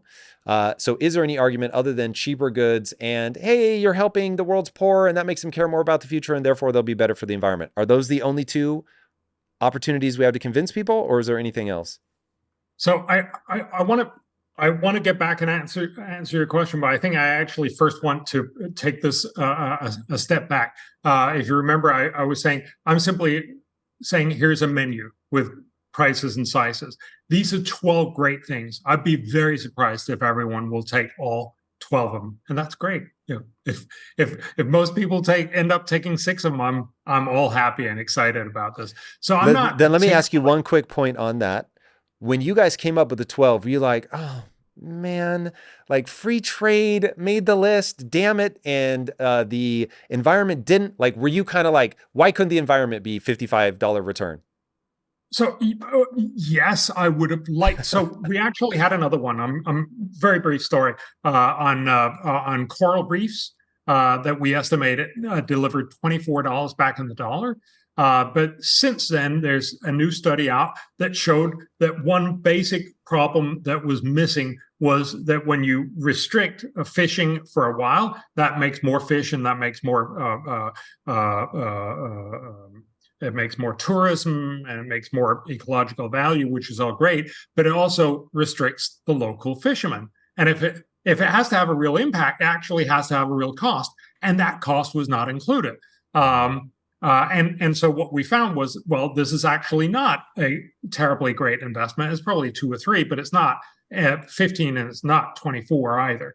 So that's one of the things we pull out. Yes, I was really annoyed because I would love to have had it. It's a great thing, but you can't argue with us. We have to cut it the way that we see it, and the best evidence that's out there. The main point here again is to say, if we take the total of everything we've just talked about, it'll cost $35 billion a year. This is everything, all 12, $35 billion. $35 billion, and it'll save 4.2 million lives, and it'll generate $1.1 trillion for the world's poor half. This is just an outstanding opportunity. And remember, while I don't think you have, and I certainly don't have $35 billion in my back pocket to just finance this, but on a global level, this really is couch change. Of all the different things that we're spending on, I'm simply saying, let's do these best things first. This does not mean that you can't argue for your favorite thing, and that could be climate change or AI or any other thing. I'm simply saying we are so rich that we at least should do these 12 incredibly cheap and incredibly powerful things first. So just to give you an example, right now, the world spends about $1.1 trillion on climate. We can probably spend $35 billion and then get back to spending almost $1.1 trillion in this. Every year, the world spends $2 trillion in military. Maybe we should just take out the $35 billion and then get back to spending $2 trillion on military, and so on. So my argument is not to say that you can't also be engaged in all kinds of other things. It's just that the argument seems to tell us that when you do the analysis, these 12 things are so good that it's almost immoral not to just get those 12 things done. Now, there's reasons why these don't happen. For instance, the tuberculosis, it doesn't happen because if you're rich in a rich country, you don't get tuberculosis. But also if you're rich in a poor country, you don't get tuberculosis. These are poor people in poor countries, often without a voice. They're the migrant workers or the mining industry or prison population, those kinds of places. And they don't get you a lot of votes. But we should get this word out that this is actually a great thing to make sure that people don't die from these things, and make sure that their local governments spend more money on, that philanthropists and USAID and others spend more money on. And likewise with all these 12 things. So I'm simply making the argument, these are best things first. Let's just squeeze that little $35 billion in there and then get back to all the other things that we would constantly debate. And given the very small size of this, it's really not a big conversation. I'm not asking for us to spend, as we talked about with the 169, I'm not asking us to spend another $15 trillion, which would be hard to do, but $35 billion, which is 500 times less. Man, that's crazy. Now, one thing when I was taking notes, I only got 9 things. So there was something that I have put together into a couple similar ones or mashed together. So, but anybody that took notes like I did might be going 12. I've only got 9. So I want to make sure that we get them all. Here's what I have. E-procurement, the baby breathing, mother giving birth in institutions. Yep. We've got infectious disease solutions. Education. Yeah, that's tuberculosis and malaria. I wondered about that. Yeah. So that takes us to 10. Then we've got education, nutrition, hunger. Is that 2 different ones? Yeah, nutrition is one. So that's That's about getting vitamins to pregnant mothers and calcium to pregnant mothers, and to get feeding. But if it's only one line item, is what I'm saying. Yes, that's nutrition. The other one was agricultural research and development. These Got are it. two very different communities, but they both address nutrition. Yes. So now we're up to 11. Yep. So then we've got chronic diseases, land tenured security, skilled migration, free trade. So there's still one that I can't account for. And then that is right. I missed that. That's childhood immunization. So it's basically, we've immunized a lot of the world, giving them vaccines against measles and many others, and it's been a phenomenal benefit. We estimate this saves somewhere between 4 and possibly as many as 7 million kids each and every year. This is just, we should definitely be doing this. You can have all the conversations about vaccine for COVID, but vaccines against measles, we just know works and is incredibly effective. It'll cost more to get the last 10, 15% that are missing in the world. But even with that, for about $1.7 billion, you can save 500,000 extra kids. And it means that for every dollar spent, you'll do $101 back on the dollar. And it's really, really incredible. This whole thing has blown my mind. And I just want to thank you for giving a conceptual framework that people can follow. I think it's really brilliant way of thinking through hard problems, prioritizing, and truly doing the best things first. Where can people follow you to get more of this very wise way of thinking? So on Twitter, Lomborg, Bjorn Lomborg is my Twitter handle. We have, the Copenhagen Consensus is my think tank who's organized all of this. So CopenhagenConsensus.org is where you can see it. And then, of course, you can read the book. I just want to show you the book because we actually published the conclusion on the cover, and most people don't see it right in front, but it actually has this line, it says benefits here, and then it has the cost down here. So you can literally see, it has this tiny bit of cost.